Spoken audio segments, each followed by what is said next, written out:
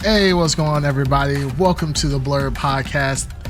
Welcome to 2025 of the Blrd podcast. So yeah, this is a new year, baby. This is going to be episode 150. We're going to be talking about our top fives, most important things, or the things that we love the most in 2024. So yeah, this is going to be a pretty good episode. Absolutely. Tonight we got Bandito Mac. Yes, I am here. Yes. Here. We have Green Tuner. Yes, he is here. Oh shit! I see the theme going on. Oh, like we have Snake. Never heard of him. Yeah, that fits. That fits.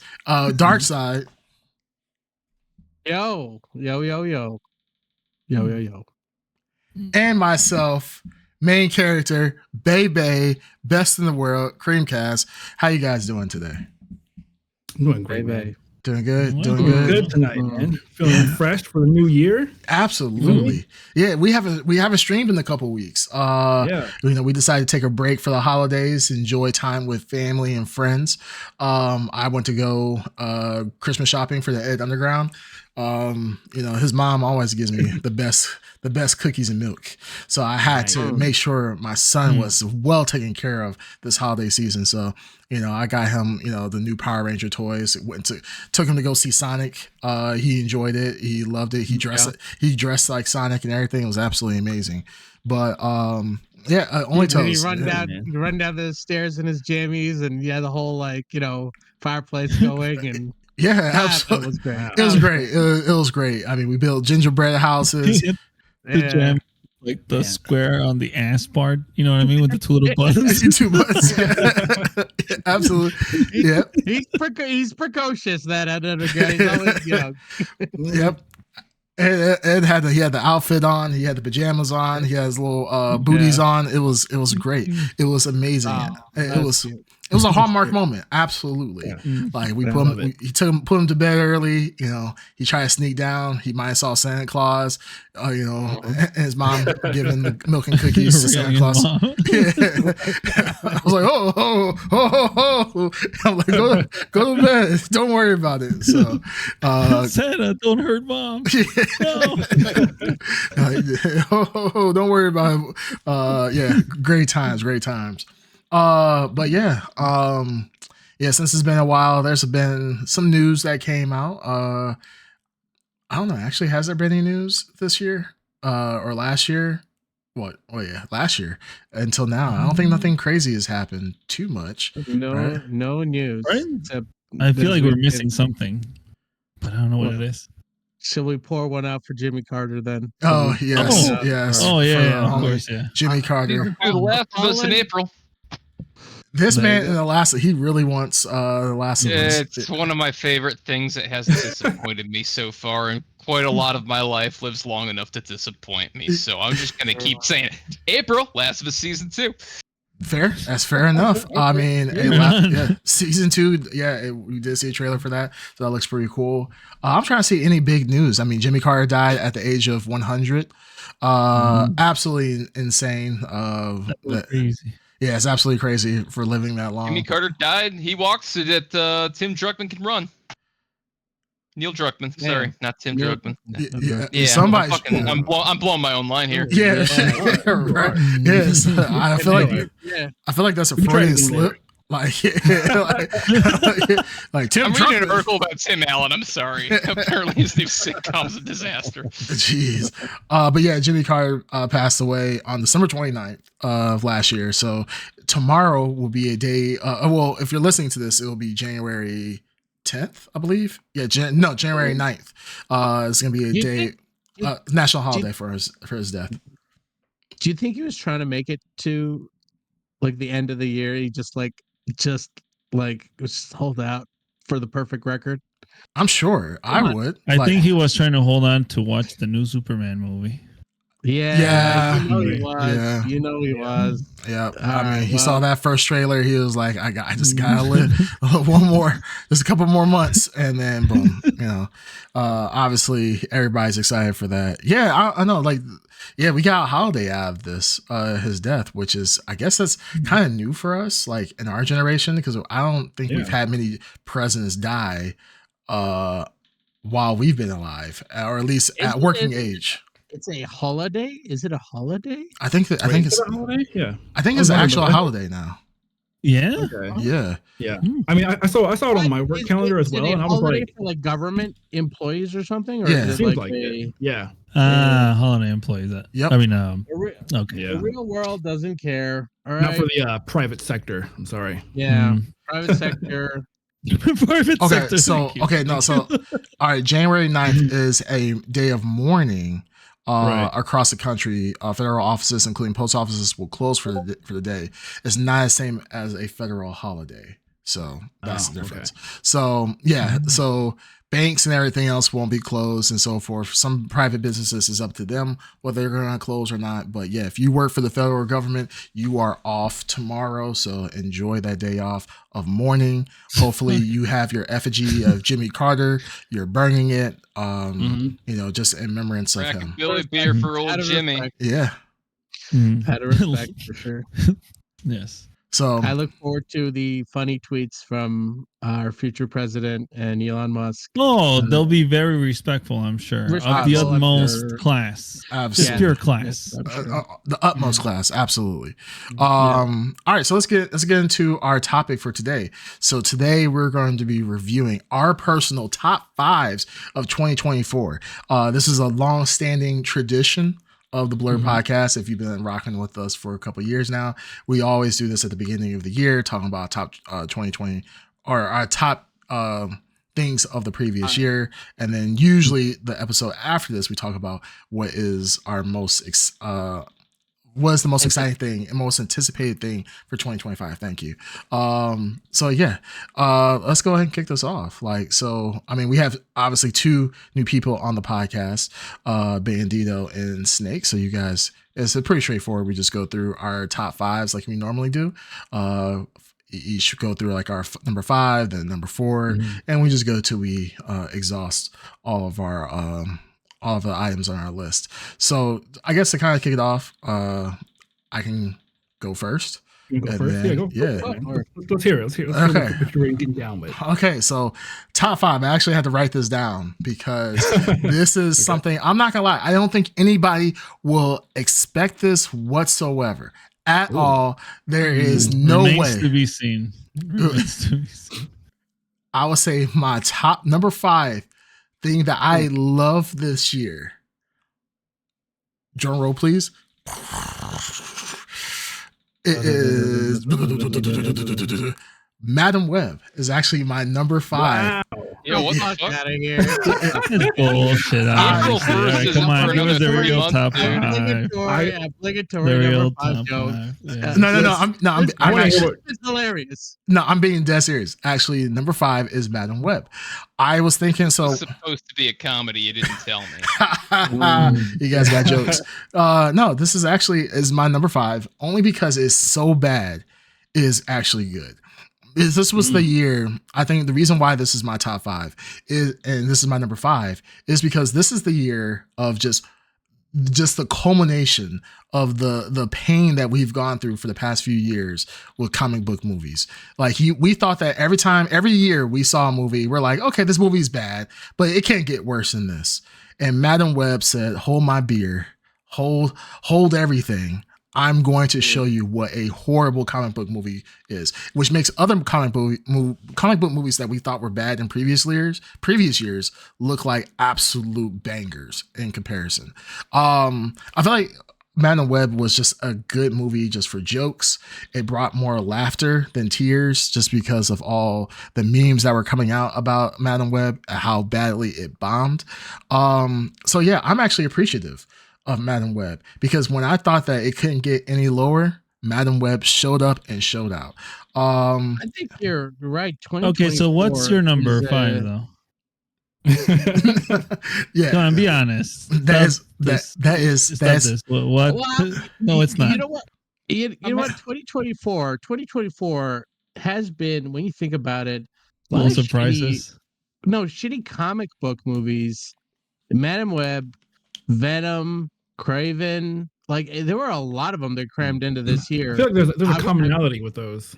Yeah, it movies. seemed like there was a coffin like being lowered into the You grave. also had a couple of half-hearted Marvel Disney shows, as I recall. Yeah, Not a great year for the comic book genre. Not for Sony. No. not for sure. Sony. Sony Not has a the That's worst. for great start Sony, for Eric's 100%. list. Not for Sony. Yeah. Yeah, So that is your number 5. that is Madam Web. Madam Web is my So number this is 5. some bullshit. Can- You guys were always can fucking Dreamcast piling on me for X4? not thinking that Madam Web was the worst movie ever made, and now this motherfucker gives out number 5, and everyone's cool with it. Wait, bullshit. We all said that's right. That's not fair. I kept saying that it wasn't as bad as it was, and both you and Darkseid would always say, "No, that's the worst movie in the world, 100% worse." And I forgot which movie I thought was worse than Madam Web, and you guys gave me shit for it. no. See, the difference is I'm saying it is so bad. What movie, bitch? What movie? Yes, say a movie was. I don't know. One of the other horrible movies we've watched out of the string of horrible movies that were released this year. But I'm saying that Madam Web is so bad. It is the worst of the worst. I enjoyed it for the fact that it was so bad, and it opened my eyes to really see what is really bad. Hold on. All right, Creamcast. Have you rewatched Madam Web? Yes, I have. Rewatched Madam Web? You have rewatched it? Yes. And the thing is, the installation from your house without a mask on, or what? I'm just saying, like, what's going on? What's happening? Mm-hmm. You got to check your carbon What's monoxide. going on? Yeah, right. How is this your number 5? Dreamcast has a carbon monoxide leak in his house. Yeah, Apparently. what's going on? I'm just saying, like, I enjoyed how bad it was. I'm saying the movie's still horrible. It's the worst movie of 2024, easily. But it's so bad. Everything you consumed, you decided to kick one out of everything good you consumed this year to give that spot to Madam Web. Is that what you're telling me? Yes. This is insulting. Yes. This is insulting. Yes. Number 6. All right. Yeah. Well, okay. Green Turner. What's your number 5? Yeah. What's your number 5, bitch? My number 5 Yeah. What's your number is 5? Deadpool and Wolverine. Okay. Deadpool and Wolverine. Yeah, it's a childhood dream come true ever since I was reading, like, the first Deadpool comic, and then they showed Deadpool going to meet Alpha Team and then meeting Wolverine, and I'm like, this is the coolest thing in the world. So actually seeing it in the screen with Hugh Jackman wearing the mask, I thought it was just a dream come true. It was funny. It was what I expected. So that would be my number 5. Solid. Okay. That's solid. Respectable. Yeah, that's solid. Plus, we had Blade in there, and Blade. Oh my goodness, yeah, the patron saint of the show, Blade. The cameos in that movie were really good. They really were. They really were. All right. What's Channing Tatum with the horrible Cajun accent? Cajun, yes. But apparently, they said there's rumors that he could be actually in talks of continuing on with the Gambit role. So we will have to That'd be see great if they grab that Gambit. Don't try to make a cool new Gambit. Grab that goofy Gambit we saw. That would be cool. That if would he be actually, cool. like if he actually goes through with it. Yeah, I I mean don't that's think they build a whole movie off that though. Could they? Well, I don't know. Maybe. No, but maybe they can. They're bringing in the X-Men, right? Now, sooner than later. I don't know what's going on. Like, Channing Tatum. Like, I mean, could he hold down a whole movie? I don't know. The man's. No, I don't think so. I think they'll have to group him in with someone else. This is I think the best version of that, and they went all the way, like with the costume and his accent and everything. It was good, but I don't think we're gonna get any more of Old Boy. So yeah, I was a decent number 5. That was Good. not as good as mine, but hey, that's obviously. I still think we're being trolled. I think we're being trolled. Yeah. I honestly think we're being trolled. We're not being trolled at all. All right, then what about Darkseid? Okay, so for me, number 5 is gonna be Alien Romulus. Great movie. I mean, kind of unexpected because I I don't think until I realized it was upon us, I didn't realize we had an alien movie that like when I think it came out in the summer. I think it came out in the summer. Yeah. I was just any alien or predator movie that's like just kind of springs up on you is just what the doctor orders. And this one, there's not a lot you could do for me. Like I'll take Alien and pretty much, even in like any form. I'm pretty forgiving with the Alien franchise as long as you hit Yeah, certain I familiar can tell. things. And yes, Alien Romulus is not perfect, but like I said, for me, some Alien is good Alien. I liked it. There are things in this movie that were just like that line, like the callback lines are still cringe. Listen, I thought this was one of the best androids in the Alien series of Romulus. Yeah, it was because he did ride the line of being an actual machines that is cold and unfeeling, and you're like, fuck, it just comes out of nowhere. You're like, and then you're reminded, oh yeah, he is a machine. Yeah, right. Yeah. So his portrayal and the way he could switch from his scared self to the unfeeling was really cool. He actually pulled it off really, really well. The actor. I like that, and I like the movie. Actually, I love Prometheus. I think a lot of us like Prometheus, like that, that abandoned kind of mythology of Alien. This movie kind of like took some of rather than like completely toss Alien and Covenant creature out, at the end. be like, never like acknowledge it. It kind of like embraced a little bit of Prometheus, a little bit of Alien, a little bit of like it took everything that had come before it, everything, and kind of put it in this movie, and I appreciated that for it. So obviously not that perfect. The weird Prometheus creature at the end, that was an actual actor in a costume? Yeah. I thought it was a CG alien when I saw it the first time, and I'm like, what? That was a real person? Yeah, that dude. Like, he's really built like that. So no, he is. Yeah. He's stupid tall. So no, Alien Romulus. That was a solid movie. I'm glad that Aliens is back for sure. You're right. Better some alien than no alien. Yeah, that's true. This kind of alien. I had when I say that, then I just franchise. reminded of AVP. I gave up and I slept on Romulus hard, and y'all are convincing me to go watch this. Oh, you hadn't seen it?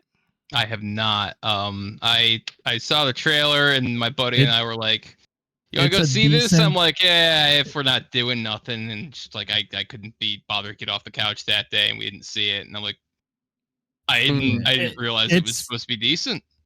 It's decent, but it has its flaws. So don't go in there expecting. You got to understand how little content there's been this year. So like, I'll take anything I can get. Yeah, and let's be honest. Like, as far as really huge blockbusters this year, there really wasn't a lot.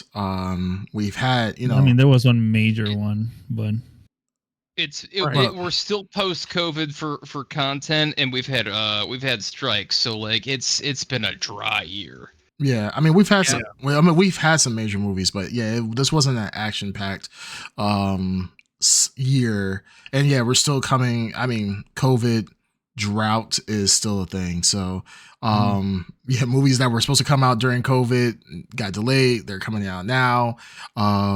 This is definitely a weird year. It's like a creative drought that we're hopefully coming out of. Well, we did have writer strikes this year too. Yeah, but like who knows, like that and the presence of AI, which who knows what like laziness is coming out of that's impacting the quality of products that we're seeing. So I think creative or like a drought. Yeah, for sure. That sounds about right. All right, who's next? Bandito. Yeah, Bandito. Yeah. Number 5 for me. Let's see. Actually, it wasn't a movie or a TV show. It was. I wrote down the Creamcast Dream. I was very impressed. Oh, with that. wow! Wow! Yeah. Oh, TV.com. I'll agree with How that. much is he paying? It must have cleared. Hey, it ain't no Madam Web, but come on. I can say it was better than that. At least that's good. So, I hope so. Man. The Creamcast streams have been very good. Very good. Yes. Hits you with the gamer face sometimes. I love it. Yeah, the gamer face. Oh man, I have the worst gamer face of all time. It is absolutely horrible. Actually, Go ahead. I'm sorry. Oh, I was gonna say, just getting me through work and shit, and so just enjoyed being able to hang out with the homies, people that chat as well. So Yep. It's been really good, really nice. Been liking that. Put a lot of effort into it, man. Yeah, thank you. Yeah, Twitch.tv/ I am Creamcast. Unfortunately, I have not been streaming. I've been really taking a break, just chilling since I've been off. But I will be starting streaming probably next week. Back to my regularly scheduled programming. So yeah, keep a lookout for that. There's another streamer on this not on this dais, but they are with this podcast, but they're not here. So I guess a side character. Yeah, side character. Exactly. He got written off, so it's all good. Yeah. Mm-hmm. But I appreciate that. Wow. Yes. So Snake, give us your number 5, man. Yeah. Number 5 for my list was written in no particular order. So take for that what you will. Alex Garland's Civil War. Ooh. Yeah. I am a huge Garland fan. I actually watched this the other day. And not gonna lie, I slept on it when it came out on account of just like I thought it was gonna be political, and I'm just politically exhausted with a lot of stuff, so I take that where and when I can. Not a political movie. It's a great journey movie. A lot of great set pieces. The cinematography was top fucking notch. It was. A lot of great performances in the action scenes for the few of them that there were. It feels like they dropped you right into a war zone. I don't live by regrets. I don't like to use the R word, but like I didn't see this on a big screen, and I regret that, because this movie really would have made use of a big screen. Yeah, you definitely missed out. It was good. Yeah, I watched. I think I did see it in IMAX, and yeah, it was great. No, actually, did I see it in IMAX? I don't think I did. Maybe I did. I can't remember. But yeah, it was a movie worth seeing, because those action scenes, they were intense, and the big screen.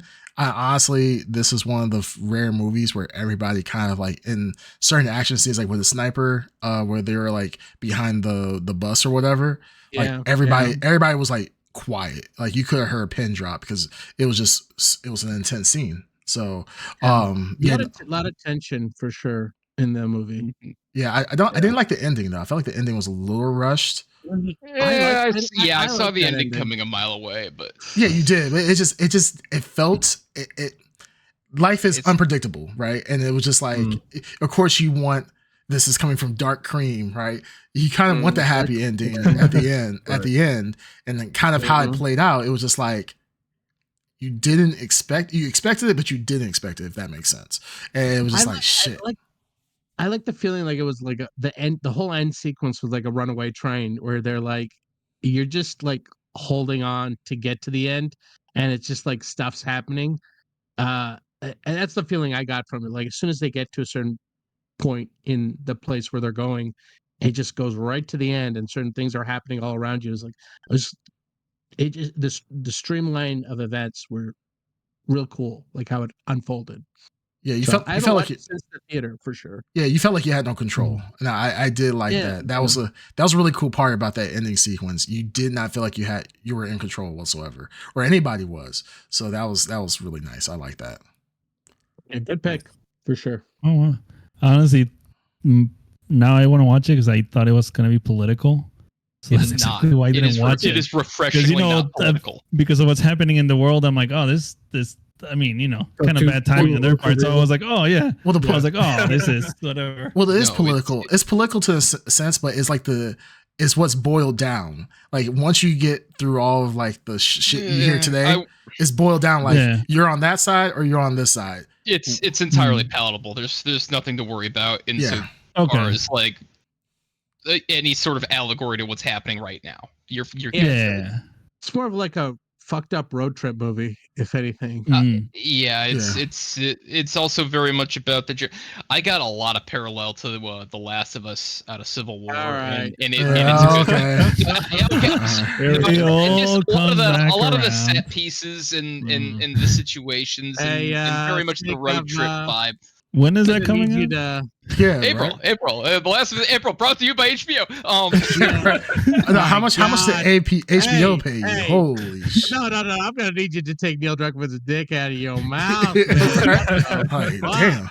Like he acts like he has stock options in the HBO or something. Like he has to boost the stocks. Oh, Definitely not. You'd be hearing me complain more about how much money I lost in that regard. All right. All right. So, do everybody do their top 5? Yeah. Yes, Back sir. to you, Creamcast. Everyone Okay. did So it? my number. 4. Okay. So my number 5 is actually Dune 2. Out of a bitch. Get out of here. Get out of here. I'm Is it waving. Dune 2? I'm waving. No. We're scrapping it. No, I'm done. Is it Dune 2? Yeah, it's Dune 2. Dune 2, obviously. Wait, so your number 5 is Dune 2? Yeah, Dune 2. Dune 2. I was afraid. God damn it. Because I also wanted to put Dune 2 in my number 5 because it's such an obvious movie for me. Yeah, it's an obvious movie for me. Yeah. It would be I did higher. want to get out of the way too. What I would put it higher, but the thing is with Dune 2 is the problem is that I can't. I'm basing it off of how many hours I spent doing certain activities throughout the year. So certain things are kind of outweighed. Now, did I watch a lot of Dune 2? Absolutely. There was clips literally on repeat, like the one scene where Paul is walking and you see the heat waves coming off of the sand and the worm explodes and he goes into the temple and he talks his shit. I was like, that's probably one of the most perfect cinematography wise was one of the most beautiful shots I've ever seen in my entire life. So Dune 2, honestly, if I was going to choose a sci-fi movie of all time, Dune 2 would be in the top 10, maybe in the top 5 of sci-fi movies like that I absolutely love.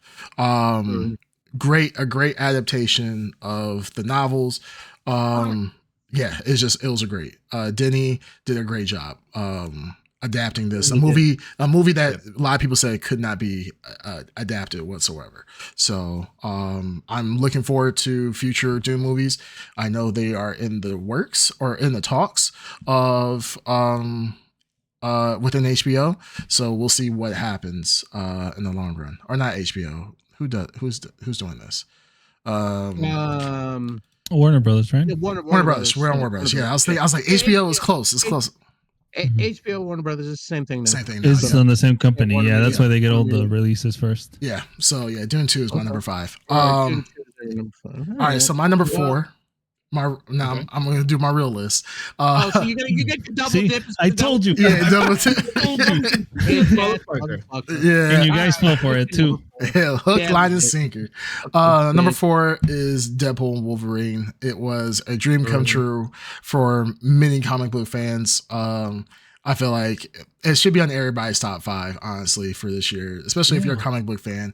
It was beautifully done. And seeing where it went from with the original Deadpool to where it is now, and seeing Ryan Reynolds' career as Deadpool, well, not just Deadpool, but also seeing the culmination of Wolverine throughout all the years that we've seen Hugh Jackman play Wolverine, and this kind of being probably his last performance. He went on a great bang with Logan. I absolutely love Logan, and now with this, it was a bittersweet thing. It was great to see him again. It sucks that this is probably going to be the last performance as Wolverine, but it was amazing. Yeah, if this was, as far as comic book movies, probably and definitely in the top 5 comic book movies of Marvel for sure. So really great. So that's my number 4. I think it's Tuner now. Oh my. All right, let me see. My number 4. It is Wild Robot. Okay. I actually took my niece and nephew to watch this movie, and I was actually taken back by like what a good story that it has. It has like a really nice, touching story, like a positive message and everything, but it's not dumbed down. The graphics are really good. The voice acting is excellent. I really, really enjoyed this movie. I enjoyed it so much I actually had to watch it by myself as well. Is it streaming somewhere? Because I really want to watch it too. I think it should probably. It's not Disney. I'm not sure. Right? It's not Disney. No, it's not Disney. It's not no, Disney. there's like the messaging in this is like anti-corporate and stuff. So that's why I'm like, I don't know if it would be 100% Disney. But yeah, it's a really, really good movie. I think Lupita Nyong'o does a great role for being a robot or whatever it is. So yeah, that would be at number 4. Nice. Yeah, that's unexpected. I'm not gonna lie, I was not expecting Wild Robot on your list or anybody's top 5, but I did see Wild Robot. I got forced to watch it, and I actually really loved it too. It was really good. So, but no, that's a solid number 4. All right. I do look forward to Green Tuners because he does surprise us with unexpected inclusions. Yeah, he's a weirdo. I'll go next. My number 4, and we already talked about it, is Dune Part 2. Part 1 was like my most anticipated movie of like the last 3 years combined because it was delayed so much. It was like I've talked about it here. It's like my dream come true with like the director and the soundtrack and like the movie that I wanted. I pretty much mostly got what I wanted, and Part 2 didn't disappoint me. And they left the door open to some pretty cool stuff. I will say that it didn't. Now that I have time to look back at both of them, it could have gotten more weird with it, and I think he held back a little bit on the weirdness. The stories can get weird. It's up to him how weird he wants to go. And he kind of like puts a few elements. Like there's some changes here from the book, and I'm not like I think he hit all the strides that he should have. But there were some things I was really looking forward to that we didn't get. So, but I think we will get in whatever he does right after this because he set it up in a way that he can continue the story. So, what are you looking for? Just to refresh my memory. Alia, his little sister. Oh, the crazy kid, right?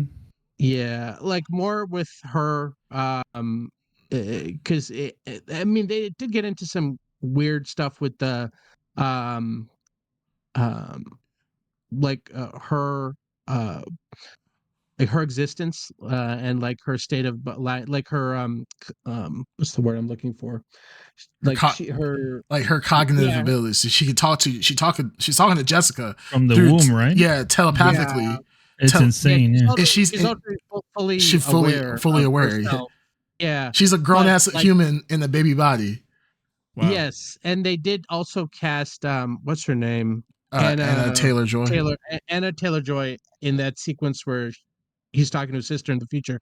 So they teased me a lot with like stuff that I'm looking forward to from the novel, and her character plays a major role in Dune Messiah. So like they can still hold a lot back and put that in there. So like I said, they it's like Lord of the Rings. Like they picked the best stuff and they put it out there, and they like held certain stuff back. So I was like, I'd love to see an extended version, but it clearly there's no extended version. He's like the story's arranged in a certain way, and I have no complaints. Trust me, I think he chose the right stuff and said it in the right way. But yeah, no, I really liked it. Dune 2 for sure. It's number 4 for me. Think Bandito? Yeah. So my number 4 was actually Agatha All Along. I was super surprised how much I enjoyed that show from like the way, I mean, obviously it ties it into WandaVision, and I just felt like the writing was pretty solid, and like the use of practical effects, but yeah, I mean, the sets were super awesome. And just overall, I felt like the story payoff near the end, which just like kind of blew me away. I thought that was really dope. And just overall, just like a solid, super good Marvel show. I mean, and it wasn't like super Marvel-y, right? Like not about superheroes trying to, save the world. It was just a pretty good show overall, just about witches and shit. So more up my alley than I thought it would be. Really good cast. Like the more I think about it, just a really good like quality level over other Marvel TV shows. Like it was really like that cast does a lot of heavy lifting. For sure. And like they they carried a lot of, and not to say that the plot wasn't good. I think the plot was fine. It's just a little deceptive in the beginning, right? And then Right. it does settle you into its rhythm, and you enjoy the rhythm for sure. Like Yeah. good inclusion. I totally wasn't expecting. Let me ask you this, Bandito Mac, would Yeah. you probably would not even have watched this had it not been for this podcast?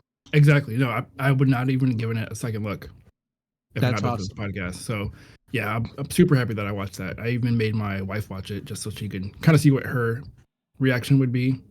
Mhm. But yeah, overall, I mean, she dug it overall. She felt like she knew what the ending was gonna be anyway.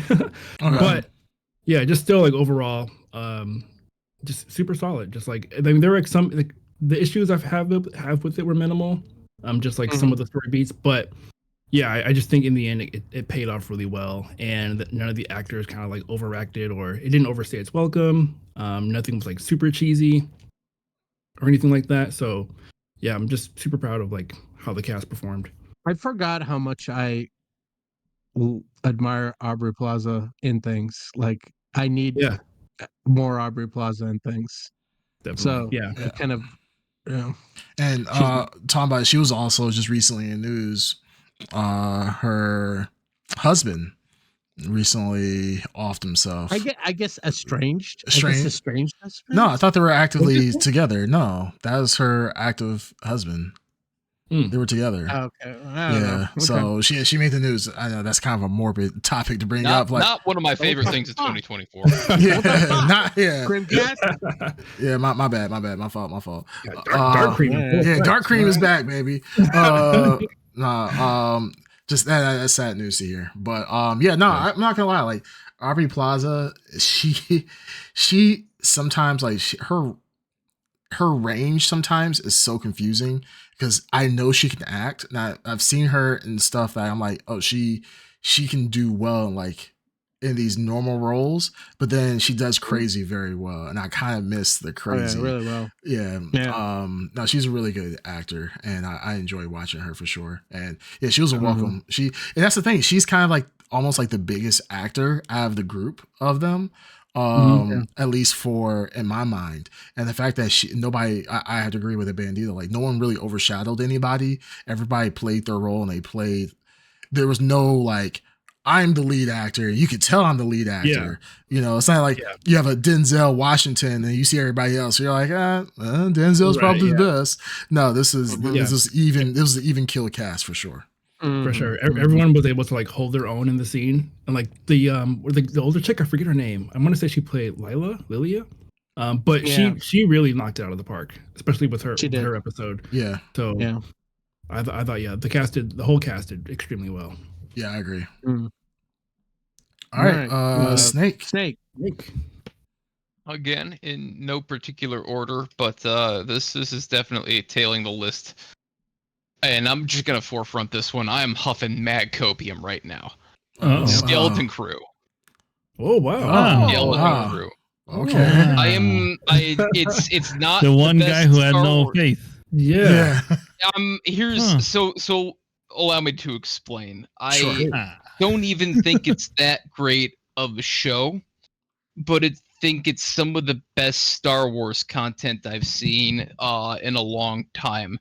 We've got monsters. We have Star Wars action. We are on different planets with we have finally fucking aliens. Adventures. The aliens that we've been missing in Star Wars are here. I'm seeing buds of growth in an otherwise dead garden, and like I said, I'm huffing mad copium. But it's a spark of life where I've otherwise basically entirely lost hope, and I hope to see more. I can't stand most of the characters. I don't think the journey's gonna really end in any particularly interesting way, but I'm seeing so many interesting Star Wars things. Yeah, we'll take it. Well, somewhere out there right now, Kathleen Kennedy is doing like a lap of high fives. Yes. She's losing her mind. She's like yelling top five right now. Top five. We know she's listening. And Ed right now is seething, man. He's seething for sure. Who? Yeah. Who are we talking about? Never heard of him. Yeah. What's the name? Yeah. Like, well, who is that guy? No, that's actually Skeleton Crew. I have not been keeping up with it. I think it's on episode 7. I just checked. Which is, I mean, Is yeah, 7 or out? I got to catch up to it. Yeah, too. I was like, I feel like I'm behind. I'm definitely behind. But yeah, no, Skeleton Crew, that is amazing. Well, first, if Snake is willing to say that's part of his top 5, that lets you know that it's least watchable. Yeah. And I think when we reviewed it, Snake, you didn't actually had not watched an episode by then, right? Right. I had seen the first one. Okay. Because I remember. I felt like we hyped 1 or 2, as I recall. We were trying to convince you. I thought like that it was. Yeah, we were just to watch it. Skeleton Crew. No, I've been up on it. Okay, I know. I made sure, no, I had seen the first 2 because I was to push my dad into watching it with me like the night before. I'm like, I gotta do a thing. Let's move it on. We might try to push you to watch another Star Wars show. Maybe that's what it was. But no, y'all were trying to get me to watch the Sith one. Acolyte. Acolyte. Oh yeah, I've been telling you, it's a spite one. Yeah, it's a great one, man. You're gonna love it. Yeah. Shit. Yeah, that's you guys are a hoot. But no, the Skeleton Crew, that's a very solid intro for sure. All right, let's I guess we're now on number 3. Number 3. All right, for me, now I'm getting into something that is not. I'm done with films. I have no other films for the rest of the time. That's fine. For me, is something that me and Bandito, we played it pretty extensively. Within a span of like 72 hours. Like we probably. I'm surprised if this is at 3. Yeah, go ahead.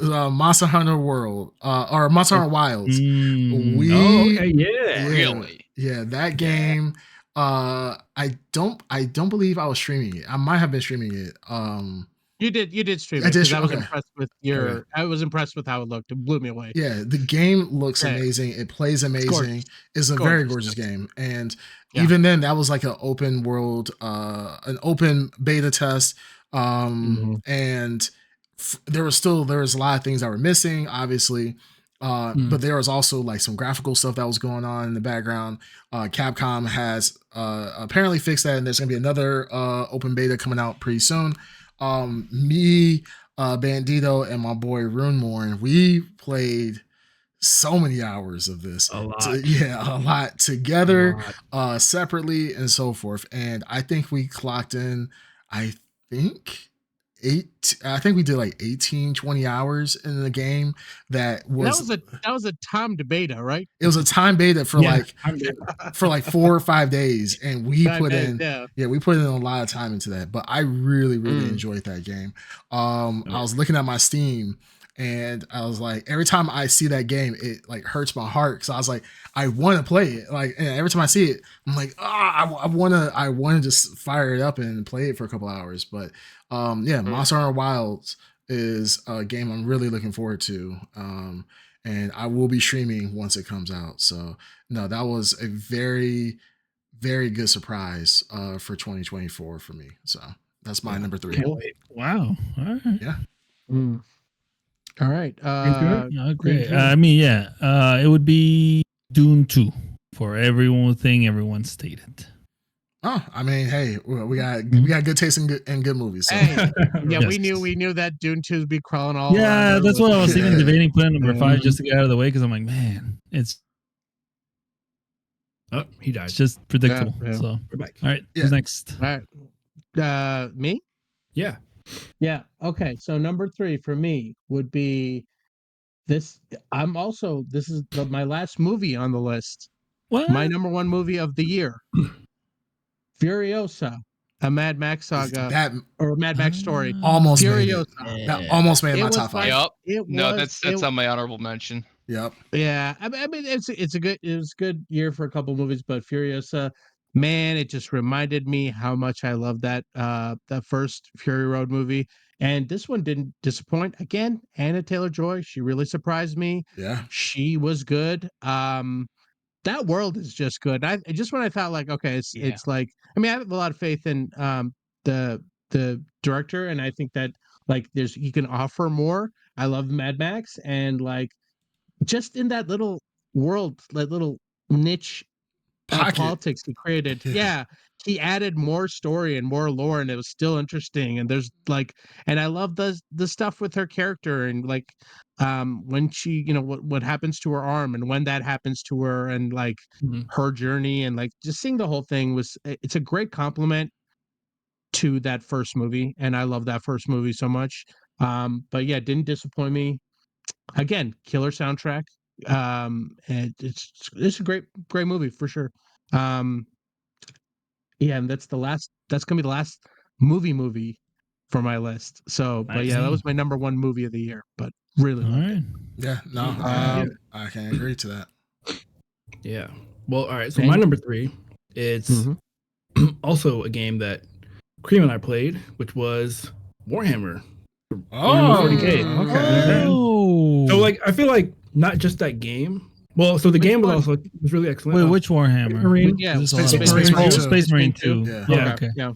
I was pretty surprised. Yeah, it was super good. Yeah, Snake. We also played with Snake, so we got some multiplayer in, all 3 of us. But yeah, just a super solid campaign, and I feel like they've been having a good year because they also released this Warhammer Secret Level episode. I don't know if you guys have seen that on Amazon. It was good. It is, yes, like probably one of the best episodes. Yeah, so they're all a bunch of like mini. A lot of source material. Not a lot of them on Secret Level. The Emperor. Not all the episodes are great, but the Warhammer one especially. Like, definitely check that one out because easily one of the best episodes. It's one of the few times in which I feel, because when you see a Space Marine, you usually see them in a game setting. And to that effect, they have to be sort of nerfed in such a way to make them applicable to the game. Sure. When you watch the Warhammer episode, I feel like you really feel how powerful these genetically modified organisms. A good display of like these purebred generational warriors. Like, you just feel absolute fury out of these things. It's so good. It's visceral. It's cool. Even in the games, they have to dumb them down because, like, if you because I read some Warhammer stuff and everything, but basically, you're right. The thing is, the way that they're supposed to be depicted, they're inhuman. They're no longer human. Oh yeah, you're not even you shouldn't be able to see them run. That's how fast they move, right? Like they're supposed to be the size of tanks, but move at the speed of light. That's how inhuman they are. And there's only a handful of them, and almost always 90% of the battles are done by humans. And if you happen to just see one, they're treated like angels. So people like bow before them and do like all this crazy shit. Because most people, 99% of humans, will go their whole life without seeing a single Space Marine. So Space Marines are supposed to be, like you said, this like the ultimate achievement of what you can achieve in a human, right? To the point where you're no longer human, you become something greater than human. Yeah. You may not like it, but this is what peak performance looks like. Well, I feel like you're exaggerating a little bit on the Space Marines and how fast they run. No, exactly. That's based on the lexicon of Warhammer. They Codex Astartes. This is what I'm saying. The Codex. game doesn't really Codex is more like the game thing. Supposed to be able to do these guys. Yeah, but the thing is, look, animals. Exactly, they're supposed to be animals, but the thing is, even if you were, how the hell are you gonna make it interesting to see a 300-ton soldier like just dispatching people in the blink of an eye? It's not interesting. Movies, it's not interesting. Like video games, it's not interesting to see. But when they actually write it, and when you're actually like seeing the books, that's how they're depicted. Take notes, Henry Cavill, right now. Take notes. I'm just disputing the fact that he said they could run at the speed of light. That's why. Well, not the speed of light. I know. Facetious, obviously.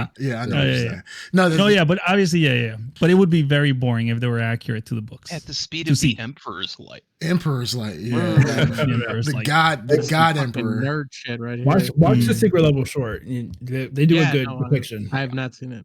Don't worry, I'm getting the lube ready. Yeah, I'm ready right. for the boy. No, the funny thing is, I've been watching I watch like Space Marine like lore videos all the time, and like they always describe like the true horror of like what Space Marines is like. There's no good ending for any Space Marine out there, and how like dark the world is. Horrible. It's so horrible. And then like they were like yeah, and we're only fighting things within our known our own galaxy. Everything outside of our galaxy is pretty much just bugs and horror. It's cryptids and death. Like the Space Marines are the only thing keeping, you know, our galaxy from being taken over and overrun by like unimaginable horrors and gods out there. And I'm just like, man, I like this world. Like Dark Eric will shit. Yeah. Dark Eric will feel very much at home at this. Give me my Dark 3 Eric hearts. is not more into Warhammer because it really, literally, the genre that Warhammer created is called Grim Dark. Oh yeah, that's what it's called. Grim Dark. Yeah, that's like, they created their own genre of it because of how depressing the world is. So I'm like, man, I'm really surprised Cream is not like 100% into it. Yeah, I'm the only thing is because I'm so late to it is like trying to catch up on lore, like something that's been actively written since like the 80s. Yeah. I'm like, shit. It's impossible for most. I will never catch up to 100% lore. It would take way too much time and effort. Yeah, I watched a lore video and they're like, one faction is 3 hours long, and I'm just like, what? And they're like, we were just going over the first war. That 3 hours. If you want to hear about all 800 wars they've had, sit down. You're gonna be listening for this podcast for a year, and that's just and then that's just one faction. Thing you know is you're trying to explain to your wife why the Wolf Space Marines are the better faction, and she looks at you like you're a madman and leaves you talking by yourself in the kitchen. It's natural. That's what happens. While I'm paying my Space Marines. The novels, the Horus Heresy novels, like I've tried. I was like, okay, I'll just start reading the novels. There's 30 of them. There's like 30 of them. Just Horus Heresy is 30 books. He's right. I had no idea. They just finished it. I was like, fucking, I'll get into the Horus Heresy and I'll just catch up because that's the most interesting. They just fucking finished it. And the Horus Heresy is. And have you seen 30 novels? They're thick. Ass books. Yeah. So believe it or not, the Horus Heresy is not the biggest war in Warhammer universe. I'm sure. There's but like, one that's like ridiculously big, and like the books are just ridiculous all over the place. Yeah. So they milk that lore is thoroughly milked, and relished, and like there's a lot of source material for people that want to make a show or a game or anything. There's so much there. I will say this. Okay, I will say. Well, hold on. I will say this. Listen, but you know you like Warhammer. In terms of like imposing things, like imposing like worlds to like enter, like that already exist. Like I thought One Piece was. I was literally about to bring up One Piece. Yeah. I'm like, this is the One Piece man. No. Yeah. I thought. Hold on. No. You cannot go any further. How far are you in One Piece? Which episode are you on? I mean, 500 something. I don't know. Okay, like same spot. All right, same spot. Have they even entered the Grand Line yet? Oh my goodness. Look. All right, I'm taking a break. All right, gotta ease into it. But anyways, what I'm saying is like One Piece for like many years, for decades, like has been like an imposing thing, and I got up into One Piece, and I'm like halfway into that, and I'm like, oh, okay, I got this, like I can conquer anything kind of. Warhammer though, fuck. I mean, that is a unclimbable Everest. Like there's a lifetime achievement. Warhammer's like you can't even climbing Everest. You can't even what is the best fucking route? And you're like, it's too crazy to even look at. It's like a sheer. Yeah, there's like 20 roads leading nowhere. It is. And nobody, and I've done research, nobody has a clear, just follow this route. Everyone is 50 routes. Yeah, everyone's 50 routes. I feel like people honestly, when I hear Warhammer lore, people follow more of the chapters more than they do the lore. Like when they care, like they'll read everything and they'll be like, okay, I am Custodes, and I'm just going to focus on Custodes lore. So they'll just be like, okay, everything else, blah blah blah, I don't care. Oh, Custodes, let me go ahead and write that down, or let me like actually keep that to memory. And then you'll get somebody from another chapter. They'll be like, oh, I'm the Frostwolves or whatever. And they'll be like, okay, let's compare information, and then that's how they get their information. Like I feel like a lot of people don't actually know the entirety of the Warhammer lore. It's a lot, and I've tried several times, and I'm just like, my eyes literally just glaze over.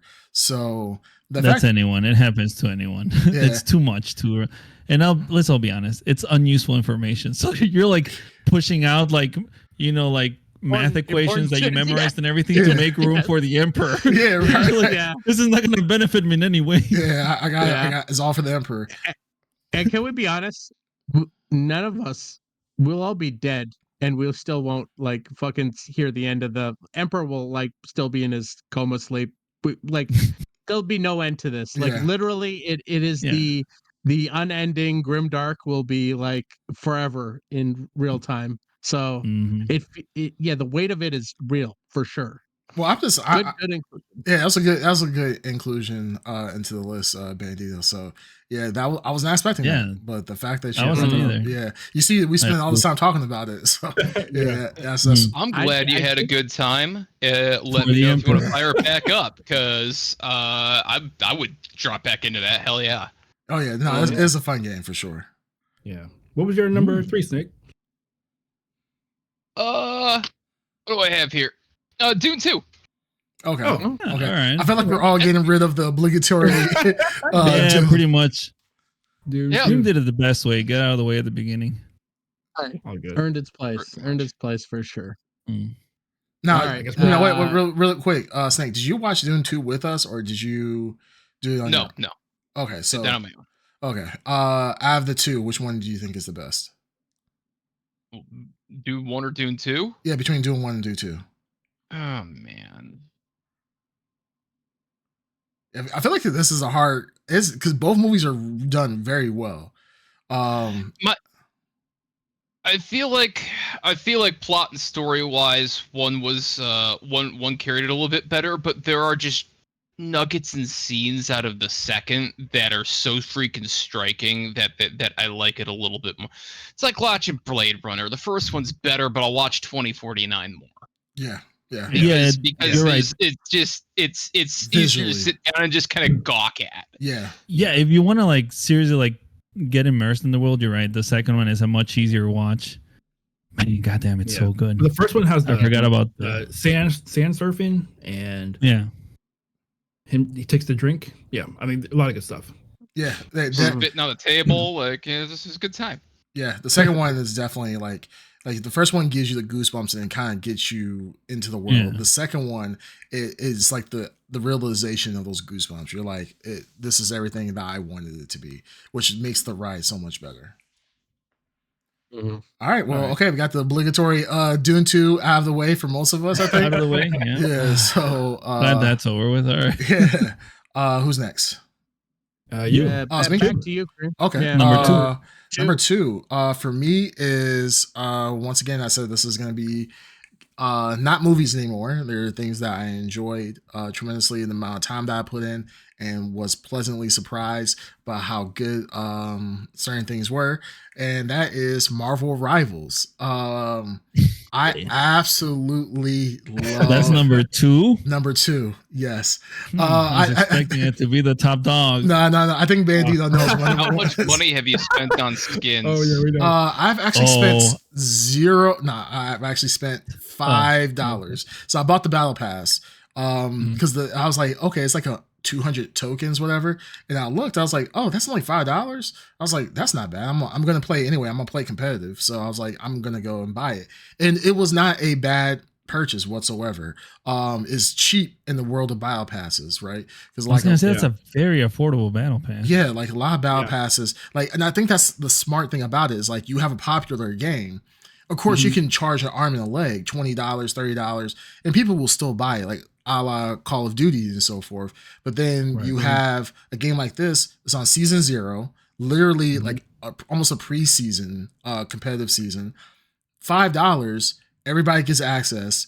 And I mean, at certain points, I think for most parts of the night when I'm playing, there's 300,000 people just on Steam alone. So even if you capture some of those people, $5, a lot more people are going to be like, $5, I'm willing to do the battle pass for that, especially for a game that's brand spanking new.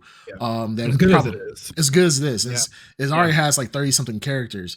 We know at Marvel has some of the most obscure characters that they can make into actual in-game characters. So there's a lot of longevity in this game, I think. And the battle pass also doesn't expire, so like there is really no FOMO with it, so you just buy it at any time. Exactly. So that's cool. And you can, and apparently you can like convert tokens from future battle passes to older ones, so that you don't have to necessarily grind any particular character and so forth. Like if you have a certain character that's an irrelevant battle pass that you want, you can, and you get enough tokens, you can convert those to other battle passes to get what you want. So yeah, no, I enjoy it. Marvel Rivals, I got to gold 3 just to get the skin from ranked, and I did it in a very short amount of games. I only played like 30 games and was able to get to gold 3. So kind of impressed by that. Tooting my own horn, but other than that, especially on solo play, so I was like, that's not too bad. But no, Marvel Rivals was a game I wasn't really looking forward to at all last year. Really didn't care about it too much. I had been burnt out of Overwatch and pretty much stopped playing Overwatch at this point. And then I tried it. I forgot. I think Bandito or somebody was like, hey, Marvel Rivals is out. Try it out. And I was like, okay. So I'm like, sure. And then I think Bandito had downloaded it. And I think that's what it was. You downloaded it and you're like, hey, I downloaded it. It's free. And I was like, it's not going to hurt. And I tried it and I absolutely loved it. And You and the world is addicted. Yeah, everyone's playing it. It's crazy. Yeah, everybody loves it again. So that's my number 2 for this year. The fact that it's over Worlds tells you, or Wilds tells you a lot. Granted, Wilds is it's not out yet, but still, it's a great game. So yeah, Marvel Rivals number 2. Can I just say, and I'm gonna be slightly embarrassed to say this, but I am a little. It's like a little, I guess, annoyed. You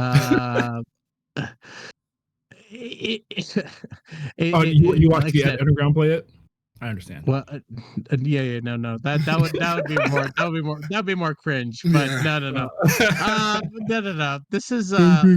I don't even know. Like, I guess it's more of like a gatekeeper thing I got going on. Like where like. It's just this weird. It's weird to hear. It's seemingly overnight. Marvel Rivals became like entered the zeitgeist like in a big way, and like everyone was talking about it, and it's just crazy for me to. I was on YouTube, and like just random people are on YouTube.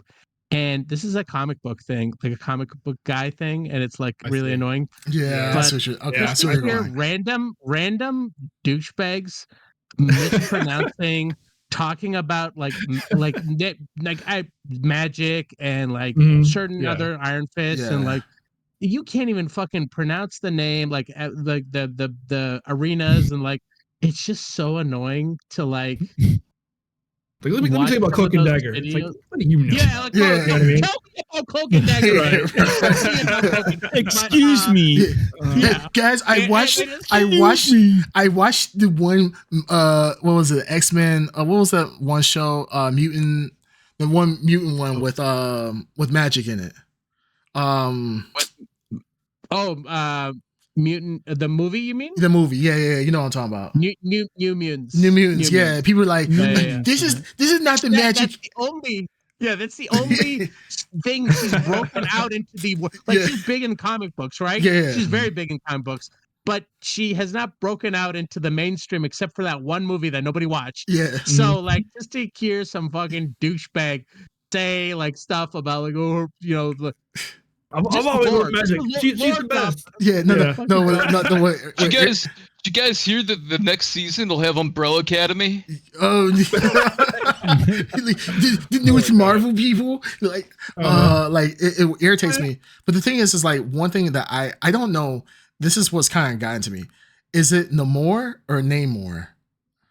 Yes, that's also very annoying to hear people who never. Okay, that is a thing that character has existed in the comic books and it's only been popular in the comic books. So it's how you read it, right? So I can't tell you you're saying it right or wrong, but the confidence in which some assholes are saying it really pisses me off. Okay, I say Namor. Namor or Namor, or like this. It's fine. This is a. I say Black Panther. Yeah, I say Namor. I don't remember what I they say said Namor in too. Black Panther. Well, I say Namor. Well, in Black Panther they say Namor. Namor. It's Namor. Namor. They do it like they put a little Spanish twist on it. Yeah, Spanish twist. But I say Namor. But some people say I've always said Namor. Yeah, but people are like it's Namor, and I'm like Namor. But I think in the game they pronounce it Namor. So I'm like I would trust the game a lot more when people say it than what people say. But like people say Namor, or in the game they call him Namor, and then there's there's gonna be some dialogue between Sue Storm and Namor. Namor. And I love that because that's such a small Easter egg. Like if you don't know about their relationship or supposed relationship, or it's heavily implied flirting that's going on between Namor and Sue Storm, that's kind of cool. But it's crazy that like I do understand what you're saying. And it's like people are like, oh my God, like do this know? Yeah. She can control the cold and she can shoot icicles out of her hand. I'm like, her power is just not, she just makes icicles. That's not how it works. But it's cool. It's cool. It's getting more people into comics. I understand you want to gatekeep Darkseid. I don't think it is getting people into comics. I think the point is it's not. It's not. It's getting people into the characters. No, into the characters, not into the comic books. Yeah. You guys know what I'm saying. It's getting more. It's making Marvel not be like when we were kids, right? If you had Marvel comics, it was like you were the nerd. People were like, yeah, you're kind of a geek, you're a dork. Now you're it's still the nerd. No, but I say it's more accepted now. Like back in I know what you're saying. There was growing up. Like I mean, we talked about. They didn't have to like pay their dues, is what you're trying to say. Yeah, like we I remember I wear this hat in elementary school and get my ass kicked. Exactly. Whereas now, it's fucking cool to wear it. Yeah, it's cool to wear it, or like you can start a conversation about X-Men or something like that. You can have a conversation with everybody in the class. As before, like when you talked about comics, it was only like you and your boy, and that's the only people you could talk to. Dude, it was not even that. It was you and the one guy that really loved like Star Trek novels. Yo, what the fuck is going on? No, here? they're the bottom. They're the bottom of the barrel. They were the bottom. Even more so. Like I mean, even back in the day, if you're like that guy who's only read if you came over there and were like, "Hey guys, you read the latest Namor comic book?"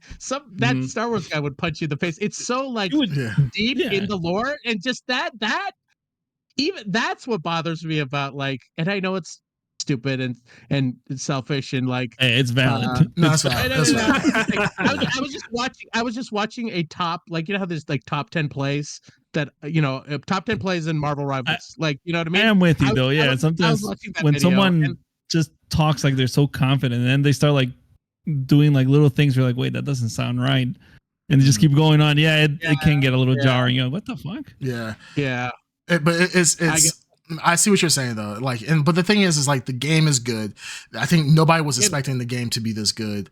And it's really good for Marvel overall. So we made fun of the trailer when it came out because we thought it was a cash grab, just Overwatch clone, standard rinse and repeat situation. And hey, turns out it's actually a well-made, refreshing thing that people enjoy. And soon we'll have to have an intervention with Cream.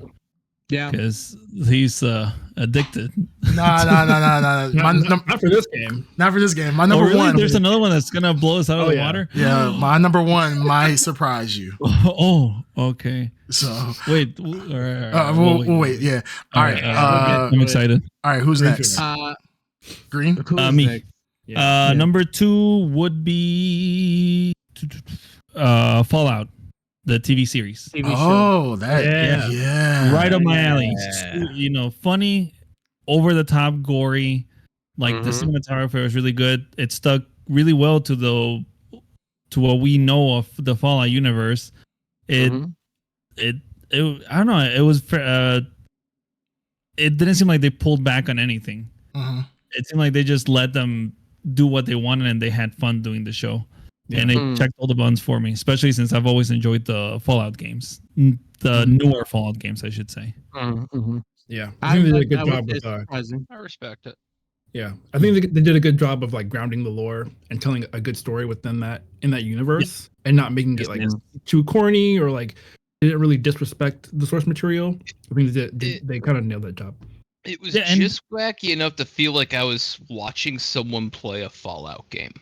Exactly, and it reminded you. I could look at the screen and listen to them talking, feel like that was the weird dialogue choice. You know, I liked how it also didn't take itself seriously, letting you know that it is based on a video game. Remember, because the dog was about to die, he gave the dog a health pack, and the dog just bounced back up like in a video game, and you're like, oh yeah, that's right. This is not, don't take anything too seriously here. Yes. So yeah, no, it was good. I really liked it. Yeah, and a rare Microsoft W. Like they have not been like. This was the year also of Rest in Peace, the Halo TV show. They have not been able to. They've not been able, but even Bethesda has not been able to get a W. I think, right? Bethesda has a rough, like Starfield was not anything. So that's on them. They were saying that was the next big thing. So I mean, they hyped it up, but they've been circling anyway, the train for years. Yeah, but it's like certainly it's like it shot the arm for like the whole. I think this was also, didn't they win at the Game Awards? But did they win Best Adaptation, or was that yeah, it did. Yeah, I thought right. Yeah. Oh, really? So it was it was one of the few things that Microsoft could celebrate that is under their non-video game related, and not gaming directly. Adjacent. But the thing is, Microsoft is not responsible for this. Let's be honest. Let them have this. Sure. We'll let them have their participation trophy. You saw Phil Spencer was not happy that night, so I mean, he was having a bad night irregardless. But no, Fallout was a really good show. Like Snake said, it felt like you were watching someone actually play it, and you chose the bad option, and we're gonna see how this plays out. But the world felt real. It felt great. It didn't feel cheesy. I never felt like I feel like I'm watching people play as video game characters. It felt like a really good sci-fi show. That if without the name Fallout, it probably wouldn't have done as well. But it's amazing. So a big shout out to Amazon for this, because Amazon they're cranking out some good stuff. Amazon, how excited are you for this thing that will probably never happen? Warhammer. I'm super excited for it. I if it can be. Don't stroke yourself just yet. Just I know. Wait for a shooting schedule or something. Okay. Filmed at all. That's what I'm saying. It's like we're Amazon, just like getting excited over our promise. Need I remind you, before you get too caught up on Amazon, we never finished the Lord of the Rings series. And speak for yourself. Oh, okay. I'm kidding. Wait, we haven't gotten to number one yet. Oh, shit. I couldn't finish it. I was like, give it a little break. I started it. I didn't finish it. And then also the War of Rohirrim. How you said it? Terrible. Rohirrim. Rohirrim. I wanted to watch it. Is it that bad?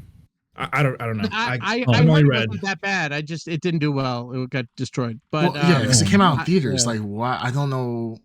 Yeah, that was really weird.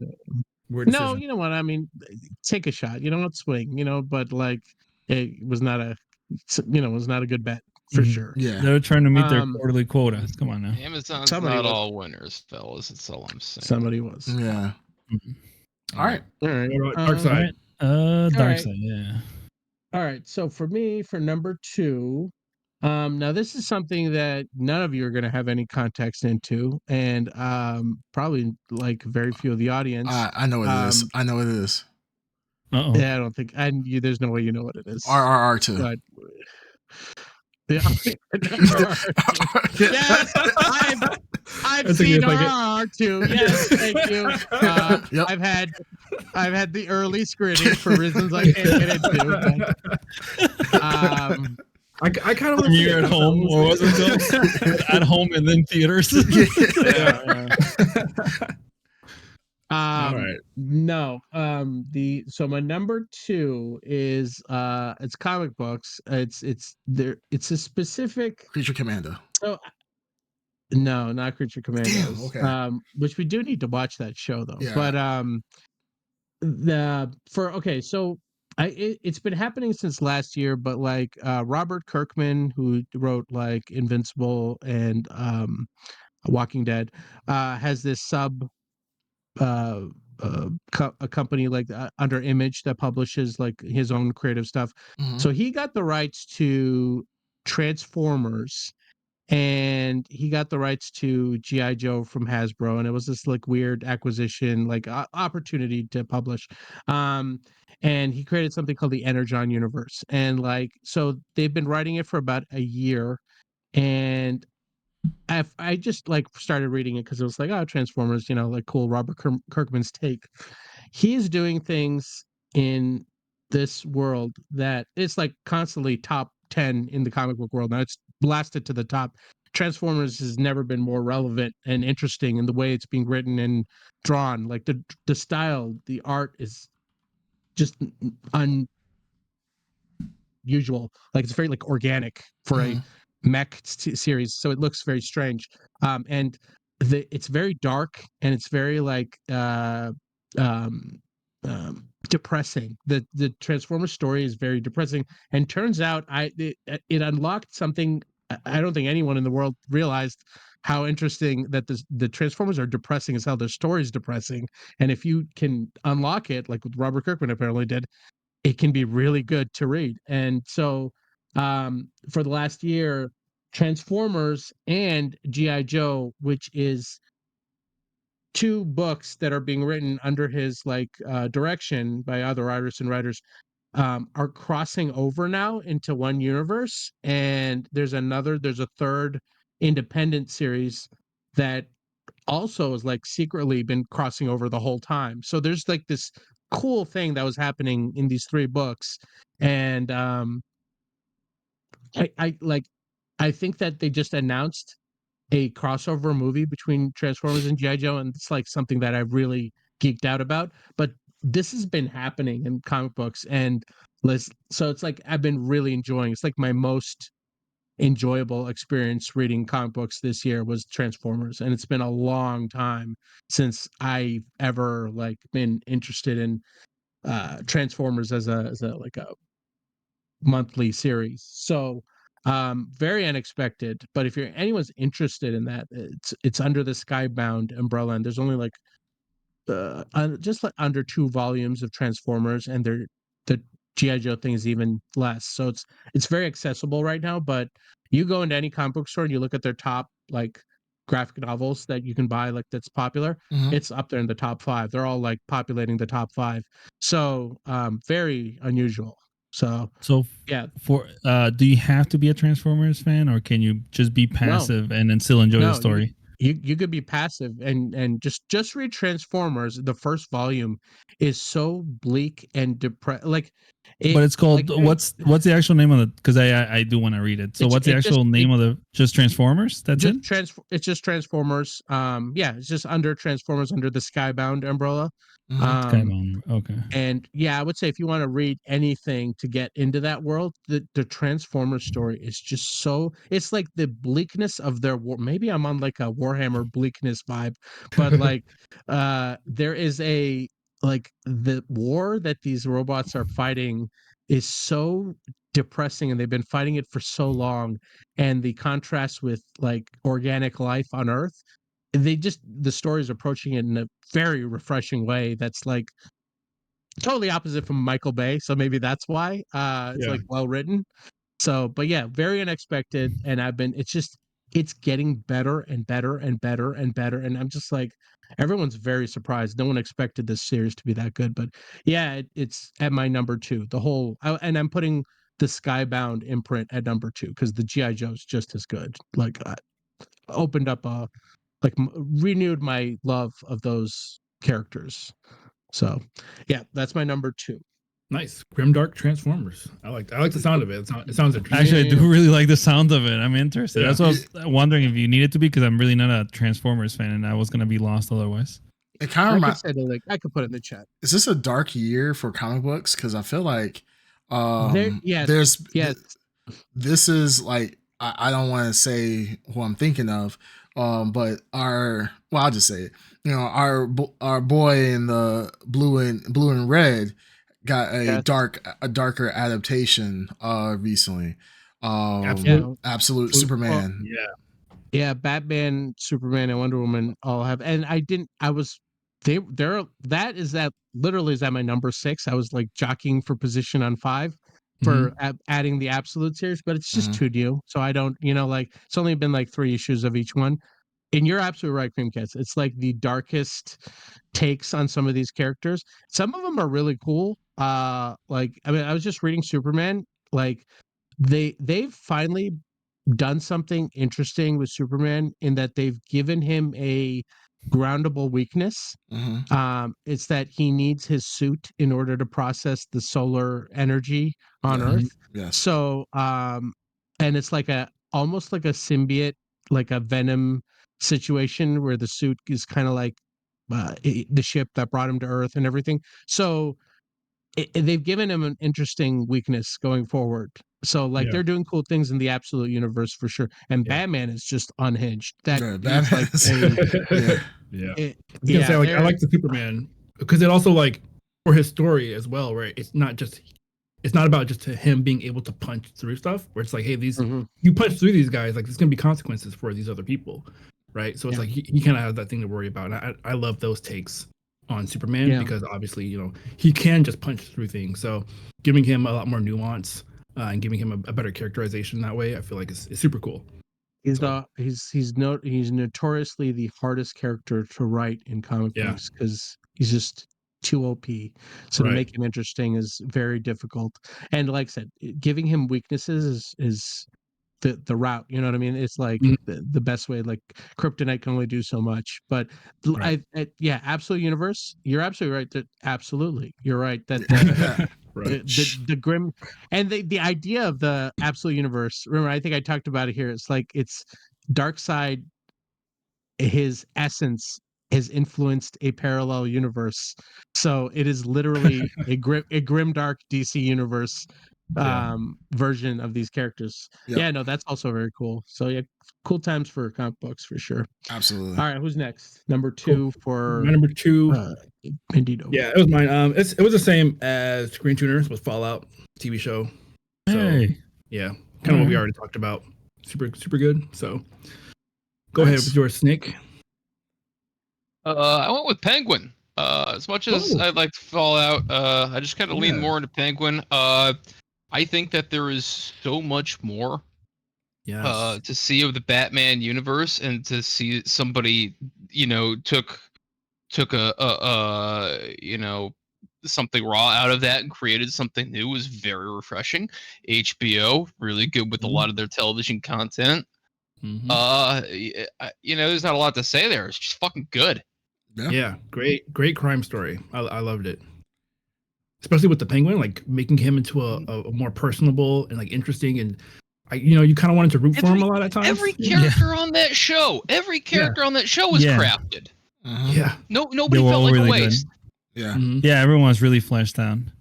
I was really surprised by Sophia. I really like because they took the long Halloween Sophia Gigante character who was 7 feet tall and built like freaking Bane. Yeah. Yes. And they found an actress Basically who imposing. looked exactly like her, but not. And sold it to me. Fucking sold it to me. I loved it. But I think the really thing, they took that overwhelming physical presence and put it into somebody who can portray like true crazy, right? And you felt like she was unhinged, and she did such she could do anything at any moment. It felt like and I really loved her character. I really thought they were gonna write her character off like after like episode like 3, like she was just gonna get written off.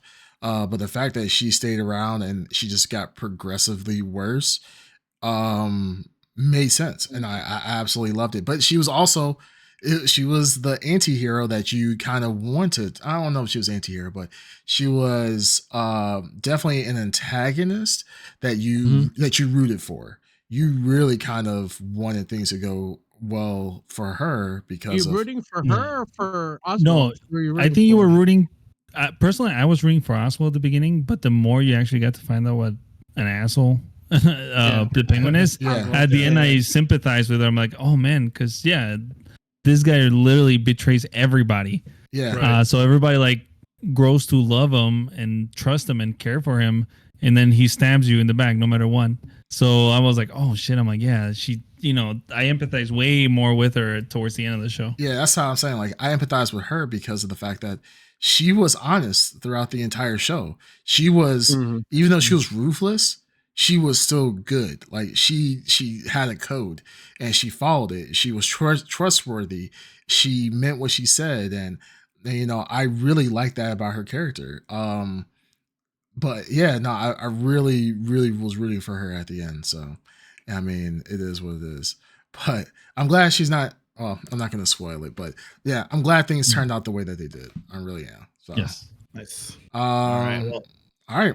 Yeah, you're number 1. All right, number 1. Last thing. All right, so I was joked about this before we got on the podcast. Certain member wanted to call me out for the amount of time that I played, and this is why. Here we go. This is why I don't have Steam friends, because they're judgmental. And he didn't even wish me like hey, happy New Year, happy holidays. First thing he said was, hey man, why the fuck you got 300 hours clocked on this game? I'm like, mind your business, bitch. Like, I do what I do in my spare time. Don't look, if you don't want to watch, don't look at me. All right. If this is how you treat your guests, I'd love to see what you are on the holidays. Jesus Christ. Like, I got to get my fix. My number 1 is Path of Exile 2. I have poured so many hours into this game. I didn't know this, really? Yeah, I'm 200. He's clocked in 24/7. Yeah, I really am. I'm not gonna say, I don't play during the workday. So I don't play during the workday whatsoever, and I only play in off hours when I'm outside of me reading my Bible. But I love Path of Exile 2. I had Runemorn once again, my buddy. He was like, hey man, Path of Exile is out. And I saw it was out on early access, and I was like, nah, I'll play it when it fully comes out. Because the only way to play it at this point is to buy a key. And then the game is free to play, but I guess for early access, they want you to support it. So they want to see the initial support for the game. So yeah, you have to pay you can pay $20 for a early access key to play the game early, or you could play more. If you want to, like a supporter pack, you get like a limited edition, like armor and a whole bunch of other shit. I ended up paying the most expensive package, which I think was like $100. And I was like, yeah, I'm only going to probably play this for like 10 hours, 20 hours. I'm not going to put no major time into this. I am 200, like I said, I think 33 hours into this game at the moment. Damn. Yeah. And this game, I literally started playing this game mid-December. Yesterday. No. If I could fold time like that, shit. But yeah, your wife is pissed. No, my wife is fine. She like and the thing is, it's funny because I started playing this game mid-December, I think, like December 15th, something like that. I was off for like 2.5 weeks from work. So I was like, hey, let me just go and just relax and so forth. Now I did do some social events and so forth. Went out to like to an award ceremony where I had to dress up in like cocktail attire. Had to go see my sister-in-law graduate and so forth. And I went out to eat at a really fancy steakhouse with my in-laws, and I went out and did social things. But if I wasn't being social, I was in Path of Exile 2. And I sometimes want to show myself as offline so that my Steam friends cannot see me, because literally I will wake up to Path of Exile, I will go to sleep, and I would turn Path of Exile off, obviously, and then 6 hours later, I would literally be dreaming about Path of Exile. I'll wake up and I'll play Path of Exile. I didn't brush my teeth, didn't brush my face, nothing, and I'm playing Path of Exile. So yeah, Path of Exile, even though it is a super late entry, I have put more time into that game than some of the games I played, like Horizon Zero Dawn. I probably put in like 150, 160 hours into it, both this year. And still it doesn't compare to what I've put into Path of Exile in the span of 3 weeks. So absolutely disgusting work. I'm sick of myself. I'm ashamed of myself. But you wish you were playing right now? I'm not gonna lie. I was. Are you thinking about are you counting down the seconds? Logged in and fucking with the character build. Okay. I feel like please check his Steam account right now. I'm feeling a little attacked. I was thinking about playing during the stream, and I was like, I might fuck. I was that like, would have been amazing. And the thing is, because I have an ultra wide, so for our listeners at home, I have an ultra wide, and I have a display fusion, so I can split my monitor into 2 different screens and still keep the full refresh rate of 240 frames per second. So what I do is, I have another program that can take games and like kind of section them off depending where I want it on the monitor, and it will act like it's full screen. So I could have literally done that, put it on the left side. On the right side, have the stream going. The left side have Path of Exile going. And I probably could have had like 3 or 4 levels by now, but I'm so dedicated to the podcast. I put my full attention to you guys. So we Snake, Bandito, I don't know, Green Tuner or Darkside. I didn't even know you were playing it. Yeah, I'm on Steam. Wait, is this like is it like Diablo? I just watched a few like screenshots. Yeah, it's like Diablo. It's Diablo but free. So really I can't play that then. Yeah, I'm it's addicting. Last time I played Diablo wasn't good. Yeah, like to get to, and the funny thing is, I still do not have a max character. I only have 2 characters that I've now gotten to a point of. One character's in the end game, like 80 something. My second character I'm leveling up is just reached level 50. And now that I know how the game works, I can easily kind of just play through it, know everything to do. But the next level? 100. Okay. But GGG, they said for people to get to max level is going to take them hundreds of hours. And they were not lying. Because the game is punishing at the end game. After level 70, if you die, you lose 10% of your XP instantly. So, and it takes sometimes hours, depending on what you're playing. Do you get leveled down? No, you can never get leveled down. You can never get leveled down. Oh, all right. Oof, all right. But just imagine you're running things for like 3-4 hours, and then you die, and then you just lost a whole bunch of levels, or you just lost a whole bunch of progression. So that time just wasted away. Yeah, it's brutal. So yeah, Path of Exile 2. That is my game of choice right now. Is my cocaine. All right. Once we get off this podcast, I'm telling you, I'm firing that bitch up immediately. Warm that baby up. I don't have to go to work. Right. Thank you, Jimmy Carter. I don't have to go to work. So thank you, President Carter. I'm off. That's why he left this earth. He wanted you to play Path of Exile. He literally did. Wow. He's so selfless. Wow. He's so selfless. How generous. Yeah, so generous. All right, but that's my number 1. So Green Tenor, what's yours? Number 1, Penguin, for everything you guys said. I really like that show. I enjoyed it from beginning to end. Even with the little pause in between that we took, it still held up at the end. Really, really liked it. Nice. Huh? Love it. All right, Dark Dark Side. Dark Side. My number one for the year is going to be X-Men 97. Loved that series. I actually was debating whether to put on the list. Yeah. Did you finish watching the whole thing? Did everyone finish it? Yeah, of course. Yeah, we reviewed it. We watched it. Yeah. I forgot about it, to be honest. Never heard of the it. show. I just remember little bits and pieces of it. Oh wait, Snake, are you being serious? Yeah. You didn't hear? Wow. Okay. You never heard of it? No. Oh. Well, It's a reboot of the animated X-Men series. It's on Yeah. On Disney. Yeah. Yeah. It's actually solid. actually pretty solid. it is- Yeah. Yeah. Yeah, they went dark. Speaking of dark in 2024, yeah, it's a dark. Not only was it dark, it's well written. I mean, it It has is well written, great, yeah. amazing episodes. Like that show was announced when Disney Plus was announced as a concept. Like it's one of the first things they greenlit. That Disney Plus was like, oh, we're gonna have it on. So it took them that long to produce the show, and man, was it worth the wait! Like every episode. I loved every episode.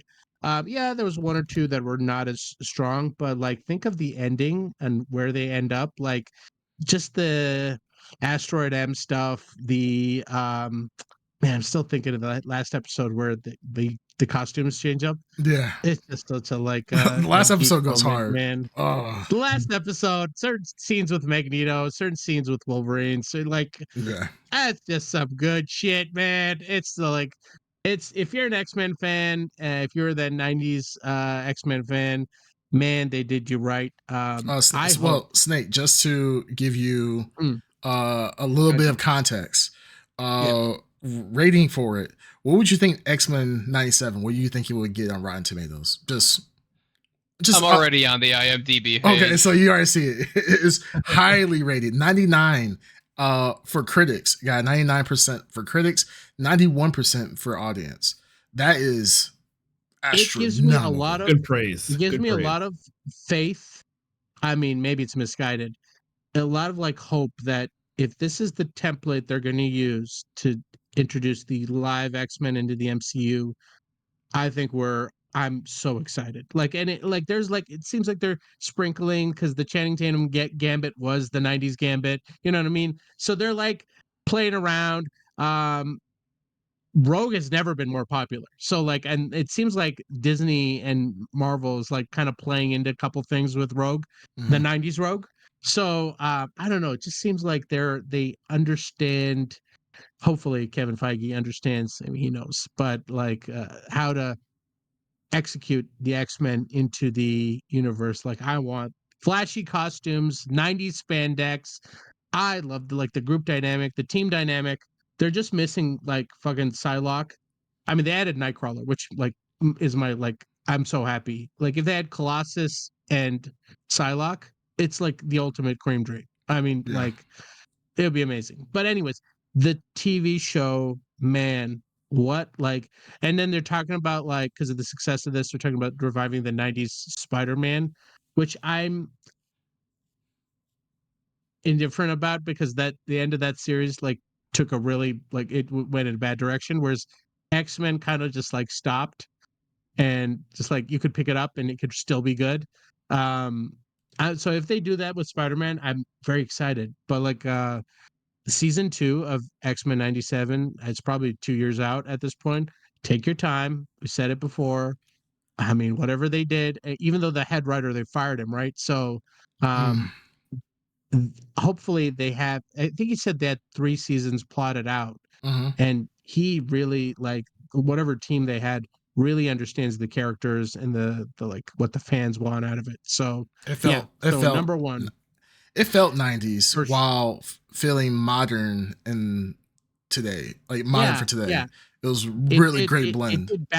It did balance it really well. Yeah. I'm curious, like how, like it definitely targeted our generation, right? Our ish generation, 30 to 40-year-olds. So I'm curious how the younger generation, like what their take is, because I don't know if it's like if kids are watching it, but I know that kids will watch it when it becomes a movie. So I'm just it's very interesting where X-Men is as a franchise right now. It's kind of like nostalgic now and like waiting to be revived. So we'll see. Yeah, between Deadpool, Wolverine, and X-Men '97, it was like, and the yellow spandex, it was a good year for X-Men, like classic stuff. So Yeah. I was very happy with it. Absolutely. Bandito, number one. Yeah, my number one. All right, this didn't come out this year. I mean, so this ended this year, but it was the Jujutsu Kaisen manga. Yeah. That was still my favorite anime, still my favorite manga. Is this the first weeb entry of the night? I think it is. Probably, yeah, I think so. Yeah, I think so. Yeah. Yeah, man. The Grim Dark has really fucked up the weave entries here. Yeah. I mean, that story got kind of grim dark a little bit. Oh, it got dark. If you follow the events there we go. after season More 2. grim dark. Yeah. So, but I mean, I just thought it was a really well crafted story. Super interesting characters. I thought the plot was never too predictable. And the way that everything unfolded. I know some people had issues with the ending, but I think overall the themes and the pacing. What's this? Because I know you talk about it a lot, and I haven't had the chance to check it out. But like, just an overall like synopsis. Like what it's about? Oh, it's just about. So how would I? But mainly, it's just about. I want to say high school students, but it's like a sorcery, a school of sorcerers, right? They encounter a curse user. What's what they call like their sorcery. They use curses and curse energy and stuff like that. And essentially, a villain from like the past comes back, or he's like reincarnated inside of the main character, and they're basically trying to deal with that issue. Overall, I feel like I don't know if that really describes it well, but All right. It's not a good manga if you can describe it real simply. That describes about 10 mangas that I've probably read. Yeah. I feel you know what I mean. Like it's kids fighting God, right? So yeah, literally. They're fighting God. Well, he's godlike in a sense. Yeah, he's just very powerful, right? It's like almost like it's a manga that's like it's inconsequential. Like it's not like it's like One Piece where I'm going off to an adventure. It's almost like shit. All right, some bad shit's happening. All right, we need to stop it. And if we don't stop it, everybody's fucked. And if we do, once we do stop it, life goes back to normal. It's so weird how it's not like I don't know, like a Naruto shonen anime. Yeah, right.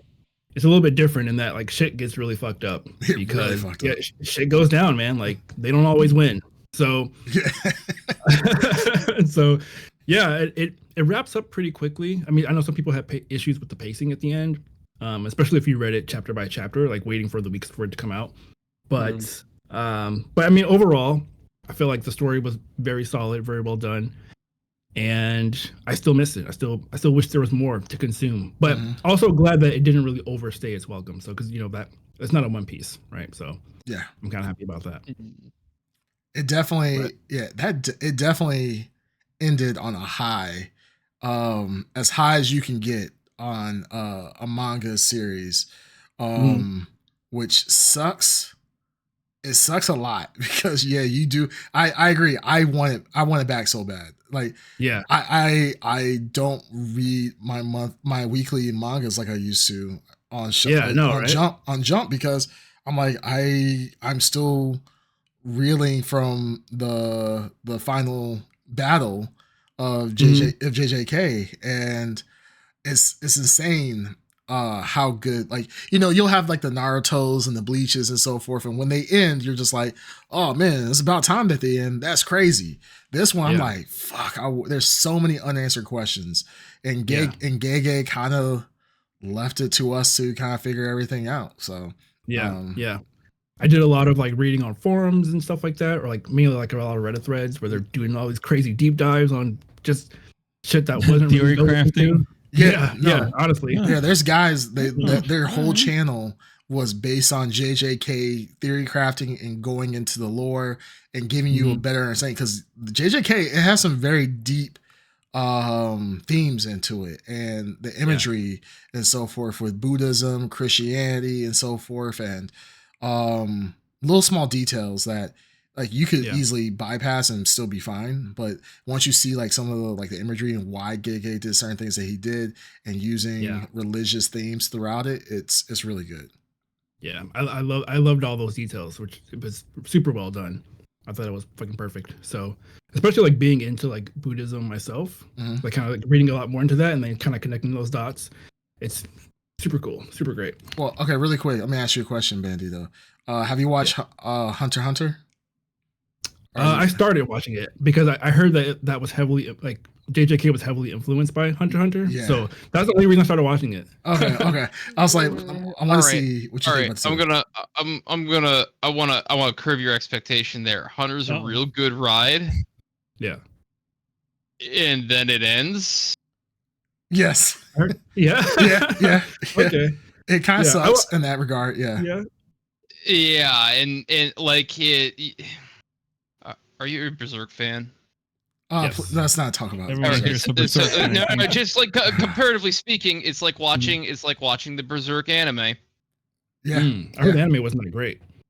From 97, which anime? it was The original? The 1997, and then you get to the end, and you're like, oh fuck, I want more. And there's so much more, and now you have to be committed. Because it was so grounded until the last episode. If you're talking about the original thing.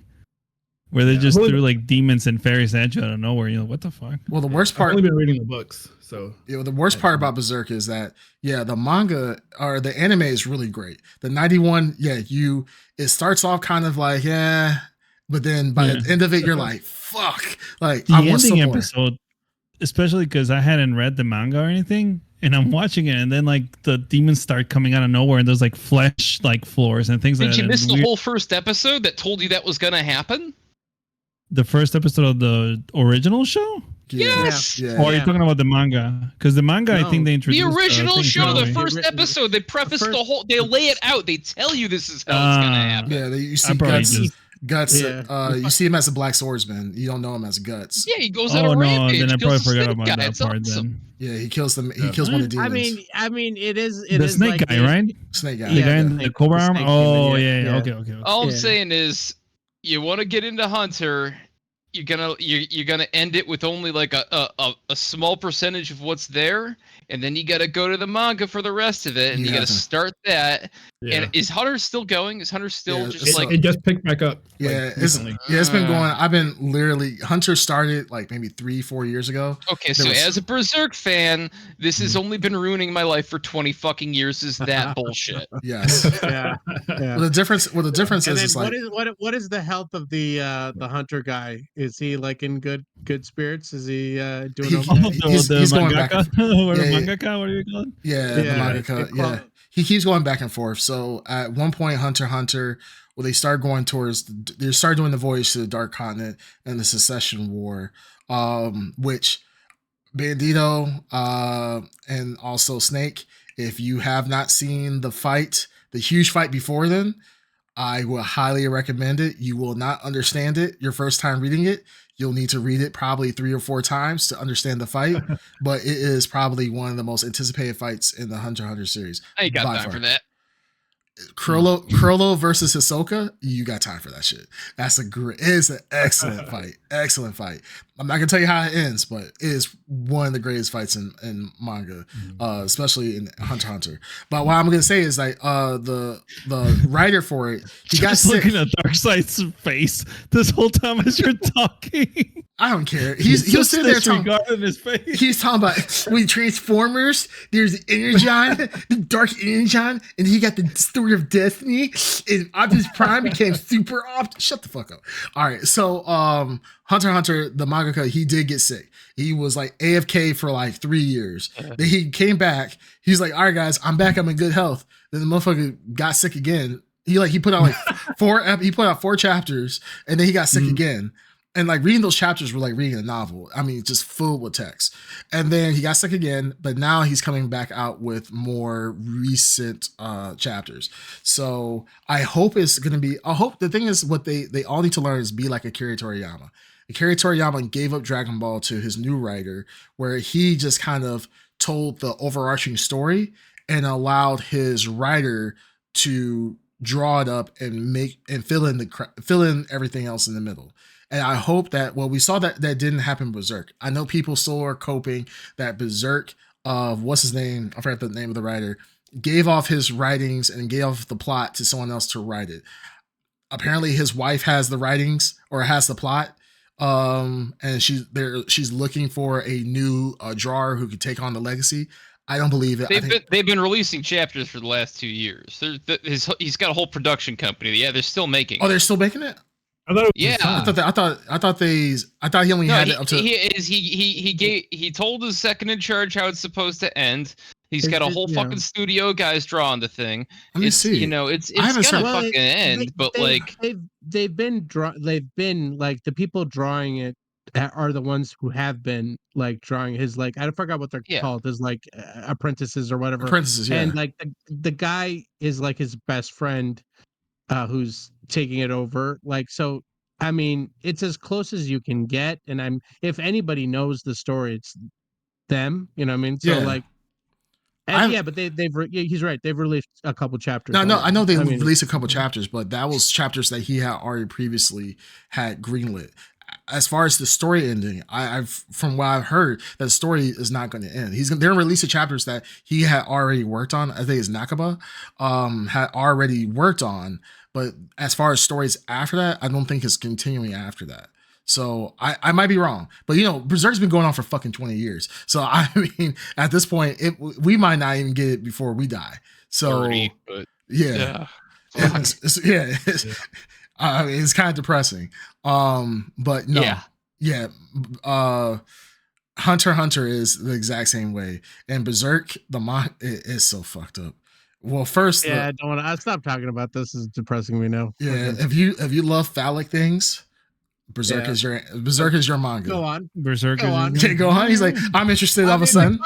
I mean, like there's a fucking theme with like, God damn, everything goes back to like fucking us and Warhammer and like again Berserk and like the gods and the God Hand and the the God Hand. Yeah. Mm-hmm. Well, the God Hand and what do you call them in Warhammer?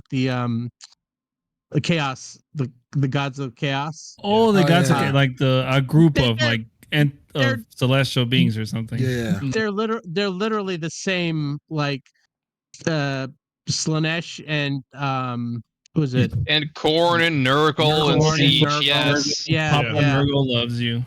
Yeah. I mean, like, fuck you, Eric. I'm a Warhammer fan. I don't know what I just did. I'm actually that's Warhammer Fantasy though, by the way, right? Mm-hmm. No, it's the same god. Slaanesh and all that. They're in 40K as well. Yeah, same set. Yeah, they're actual gods. Yeah. Yeah, nice. Okay. Well, and to give can we just start the Warhammer podcast and end it?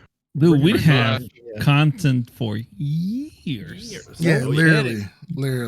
But I don't feel like if I have to do a podcast where I have to like literally study, read whatever. Yeah. If I read old. Are you guys thinking the third semester of starting? Yeah, exactly. Like holy shit. But hey, to give credit to Snake, I am looking right now. There's a place where you can read Berserk mangas for free.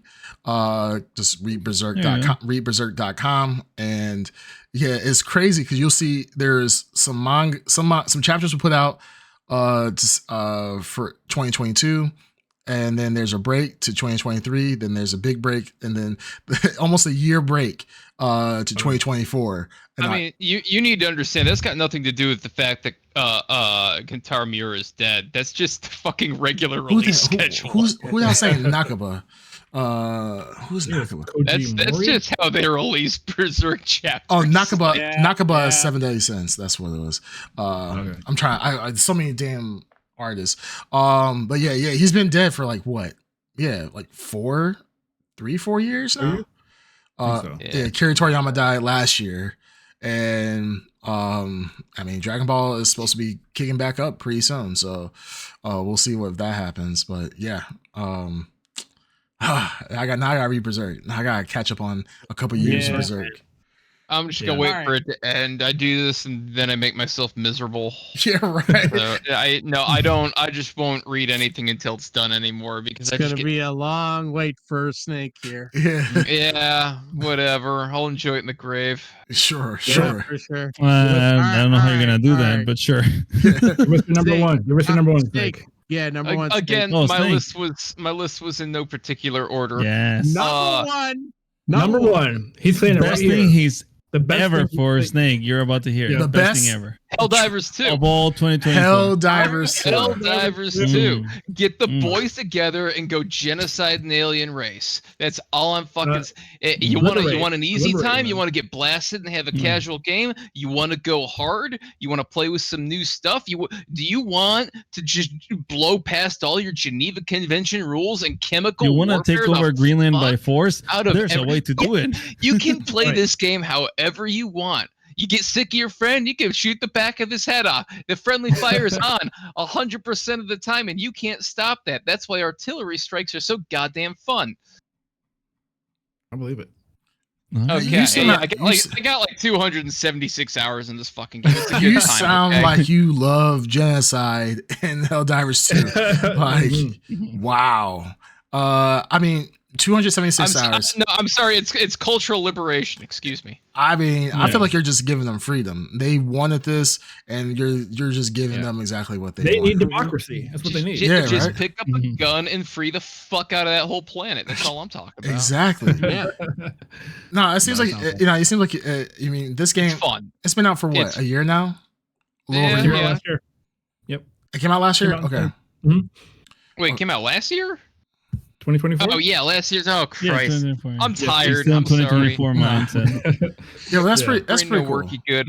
Yeah, that's pretty. That's pretty cool. It's a fun time. That's all I'm saying. I had a lot of games on my list. I got a lot of really cool honorable mentions, and like 3 of them were games. But like this is the one thing I really like to do is just get some of your friends together and go, and crack a beer and go have a good time. And you can really just adjust it. I like to go hard. I like to play super hard shit, and you can just crank it up and make it as sweaty as you want. That's why I like that. Like, there's no crazy expectation where you're just with randoms and so forth. Like like you're going against other people and so forth. Like you're really just playing against yourself outside of the actual bots that you're playing against or the NPCs. But I mean, that's kind of cool. Like, you just get, like you said, get a couple of friends together, have a good time, and that's about it. I do want to get into it. I definitely want to play it at some point. It's on my list for sure. Well, one of these days. I don't know if I would want to. I don't know if I really want to get into it. Like, the thing is like, I really enjoyed Space Marines, but like outside of playing as a friend group, I really don't see a lot of fun in the game per se. So it's like, it's cool, but at the same time, have you played it? What, Space Marines? No, Helldivers. Oh no, I haven't. But what I'm saying is like, if it's just fire it up before you judge it. Jesus Christ. No, I am going to judge it now. When you know what? That's the Blrd way. Yeah, that's the Blrd way. Yeah, I'm gonna judge it. I'm gonna give it 2 out of 10. I'm gonna give it 2 out of 10, and simple as that. It is what it is. You're gonna give it a 2 out of 10, and then compare it to something from a completely different genre released in a different year. Yeah, you know what? Unlike someone that I won't name. You know what? I actually, when I started playing Helldivers 2, I'm just gonna walk away from my computer. It was just what is it called? Better than Outlaws. Oh yeah, better than Concord. Yeah, Concord, guys. All right, that's pretty cool. That's your number 1. All right, well, that was good. All right, do you guys want to add anything else to our top 5s? Any last honorable entries? mentions? Yeah, honorable mentions. Have any? I know Snake does.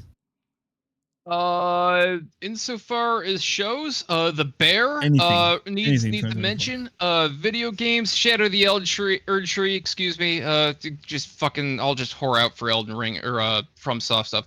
But what I want to talk about is Tactical Breach Wizards. It's a little indie game, it's a little tactical game. Plays like Xbox, and it's like or I'm sorry, like XCOM, and it's just about the best fucking 20 hours I've spent on a game that wasn't mentioned today. I encourage everybody to go play that. It was fucking fun. It was funny. It was super well written. I had a really good time with that. What is it called? Tactical Breach Wizards. Yeah, okay. I played the demo in Steam Next Fest, and it was really good. I enjoyed it. I really liked it.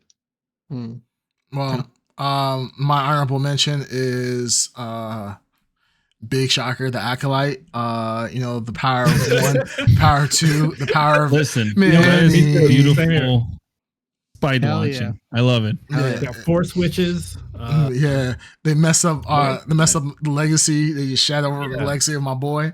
I'm so happy about my boy with his cheeks fully out, just coming out of the ocean. Yep. They had the sexy Sith Lord. Sorry, not Sith, but he's something. The Sith, not Sith. He's something. Yeah. That obviously the Acolyte was probably one of the best shows of 2024. Best Star Wars shows. You can't get much better. Just throw everything else away. I second that. Batman Cape Crusader. I mean, I think we kind of enjoyed that to an extent. Forgot about that. Yeah. Did anyone finish the whole thing? We finished it. We reviewed it. Bro, man, these are so forgetful. I totally. I just remember the Lady Penguin. That's all I remember of the series. There's a lot. There's a lot we went over, and then one of the things that is coming back. It should be coming back this week or next week. I got. It's not a manga. It's a Korean one. I forgot what the equivalent. is. Solo leveling. Solo leveling. Manhwa. Yeah, manhwa. Solo leveling. Yeah, solo leveling was a excellent. What's it called? Manhwa. Manhwa. Yeah. Yes. I played. I watched Solo Leveling, and I'm not gonna lie, that was a phenomenal series last year. So season 1 came out last year. Season 2 is coming out this year. It's gonna be coming out actually in a week or so, or it might be out now. First episode of season 2, and also Bleach, the 1,000-Year War. 1,000-Year Blood War just wrapped up, and that was really good as well for what it was. Wrapped up in a satisfying way that actually was good. Well, they added new things. They're gonna have to do another season, so there's gonna be probably one more season after this. One. But yeah, they added more scenes in there to kind of flesh out some of the stuff that was missing from the manga. So yeah, it was good. It was good for what it was. I mean, honestly, nobody expected that we would ever get this anime, because the manga was rushed and the anime hasn't been out for almost a decade. It hasn't been out. So the fact that they resurrected it to do the last chapter is a blessing in of itself. So no, it was good. It was good. So honorable mentions. That's kind of what's off the top of my head. Cool. Yes. Cool. I'm surprised no one said Shogun. That was a big. I never watched it. I started watching that today. It looks gorgeous. Yes. Yeah. The main the main chick in there, she won an Emmy, I believe. Which when we saw her in Godzilla, our Monarch, we kind of made fun of her because we thought she was very annoying. And I think we all said that it was because of the writing, not because of her. But I mean, she got a Shogun, and I think she got Best Actress, for a TV drama. So, nice. Yeah, absolutely, yeah. And Sawai, Golden Globe. She got a Golden Globe win. Yeah, it's pretty awesome. So yeah, definitely, we need to check that out for sure. That's something I know a lot of people have been hyping up. So Yep, it's on my list for sure. And then, did anyone finish the Lord of the Rings series? No, I started. I don't think so. I started it, and then I think I'm like on episode 2 or 3. And did anyone watch the second season of Arcane? No, I have not. I know some people who highly recommend it, but I have not. Because I remember the first season being decent. The first season was good. Right. I enjoyed it. My wife, she's all about season 2. She thinks it's really good. Okay. Yeah, everybody that I know that has watched season 2 said it was amazing. So I definitely probably will watch that. And Squid Games is out apparently. Oh right? yeah. Season 2, second season. People seem to like First season was garbage. Well, sorry you feel that way. Everybody's got an opinion, I suppose. Yeah. Not worth a dry shit. Yeah, well, you probably need to get some more fiber and drink some more fluids so the shit is not as dry. Get a little more vitamin D from the sun. Yeah. Or you can stop pooping out my floor, Creamcast. Sure. Well, I was gonna say, who the hell is Steve Jobs? I can't say how you say it. Who the fuck is Steve Jobs? No, I mean, not Arcane. Squid Games. I mean, obviously that was a cult phenomenon when it came out. Don't see as much hype for it as season 2, maybe because it probably is not as good. But I'm looking at the ratings right now for season 2, and it's very high. So 8 out of 10 on IMDb. I heard good things about it, but I have not even seen the first season of Squid Game. So yes, I thought the season 1 was good. Season 2, I mean, I'm interested.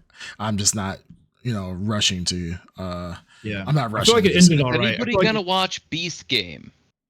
Beast Games? Beast Games? Oh, no. Yes. Oh my god, I can't believe you said that. Oh, I keep seeing clips of that, and it just looks is it the Mr. Beast show thing? Yes. It is the Mr. Beast Squid Game show. Yes. Oh man, I can't wait to see it because I'm like a 12-year-old. I'll watch it if people are being treated poorly and malnourished. If someone dies. Yeah, if that news comes out, then I will watch it. Yeah, From what I've seen, it's close to that. All right, it's like people crying about they're getting $200,000 wagged in their face, and he's like, haha, if you get this ball in the hole, you can win it. Yeah. And then, or you go home hungry. I want Mr. Beast to become full on supervillain that he is. Just embrace it. Just embrace it with this smile and just go all the way. Man, oh my how goodness. many people would watch that? Have I so dystopian. Have I shown you guys did I send you guys that video of the Beast, Mr. Beast, and he's like, I gotta do something bigger, and then he eventually destroys the world, and Jimmy, don't do it. He's like, people love you. He's like, it's not about the love, Jimmy.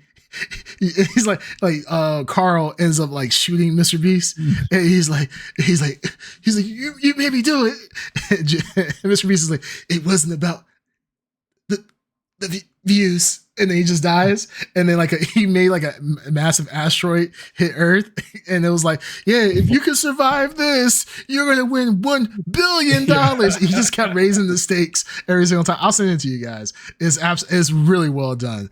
Now I'm pretty sure I sent it to you guys. You probably don't remember it, but it was it's like a 10-part anime series on YouTube, and it's really well done. Really well done. All right. All right. Well, all right. I think that's it. That's it. Okay. All right, guys. Well, that is episode 150 of the Blrd Podcast. As always, you can watch us live on twitch.tv/the Blrd Podcast. If you want to watch a live recording of our episodes, if you want to see a recorded, obviously with our beautiful faces, but you can't watch us live, you can watch us on youtube.com/the Blrd Podcast and all major podcasting platforms if you just want to hear our beautiful sultry voices. As always, guys, we appreciate you guys for rocking with us for another year. We have another year of content coming to you guys, so please continue to support your boys. I think are we still going to do a Blrd? No. We are not doing a Blrd. No, I don't think we got extra Blrd. Okay, I think, a little late. Snake has got to go for sure. And yeah. All right, so we'll be back next week with next week. Yeah, so we'll be back next week. Regular schedule. This was kind of a special thing. So we'll be back next week with another episode of the Blrd Podcast. But until next time, you guys, we'll blur you later. Blur you later. Blur you later. Baby.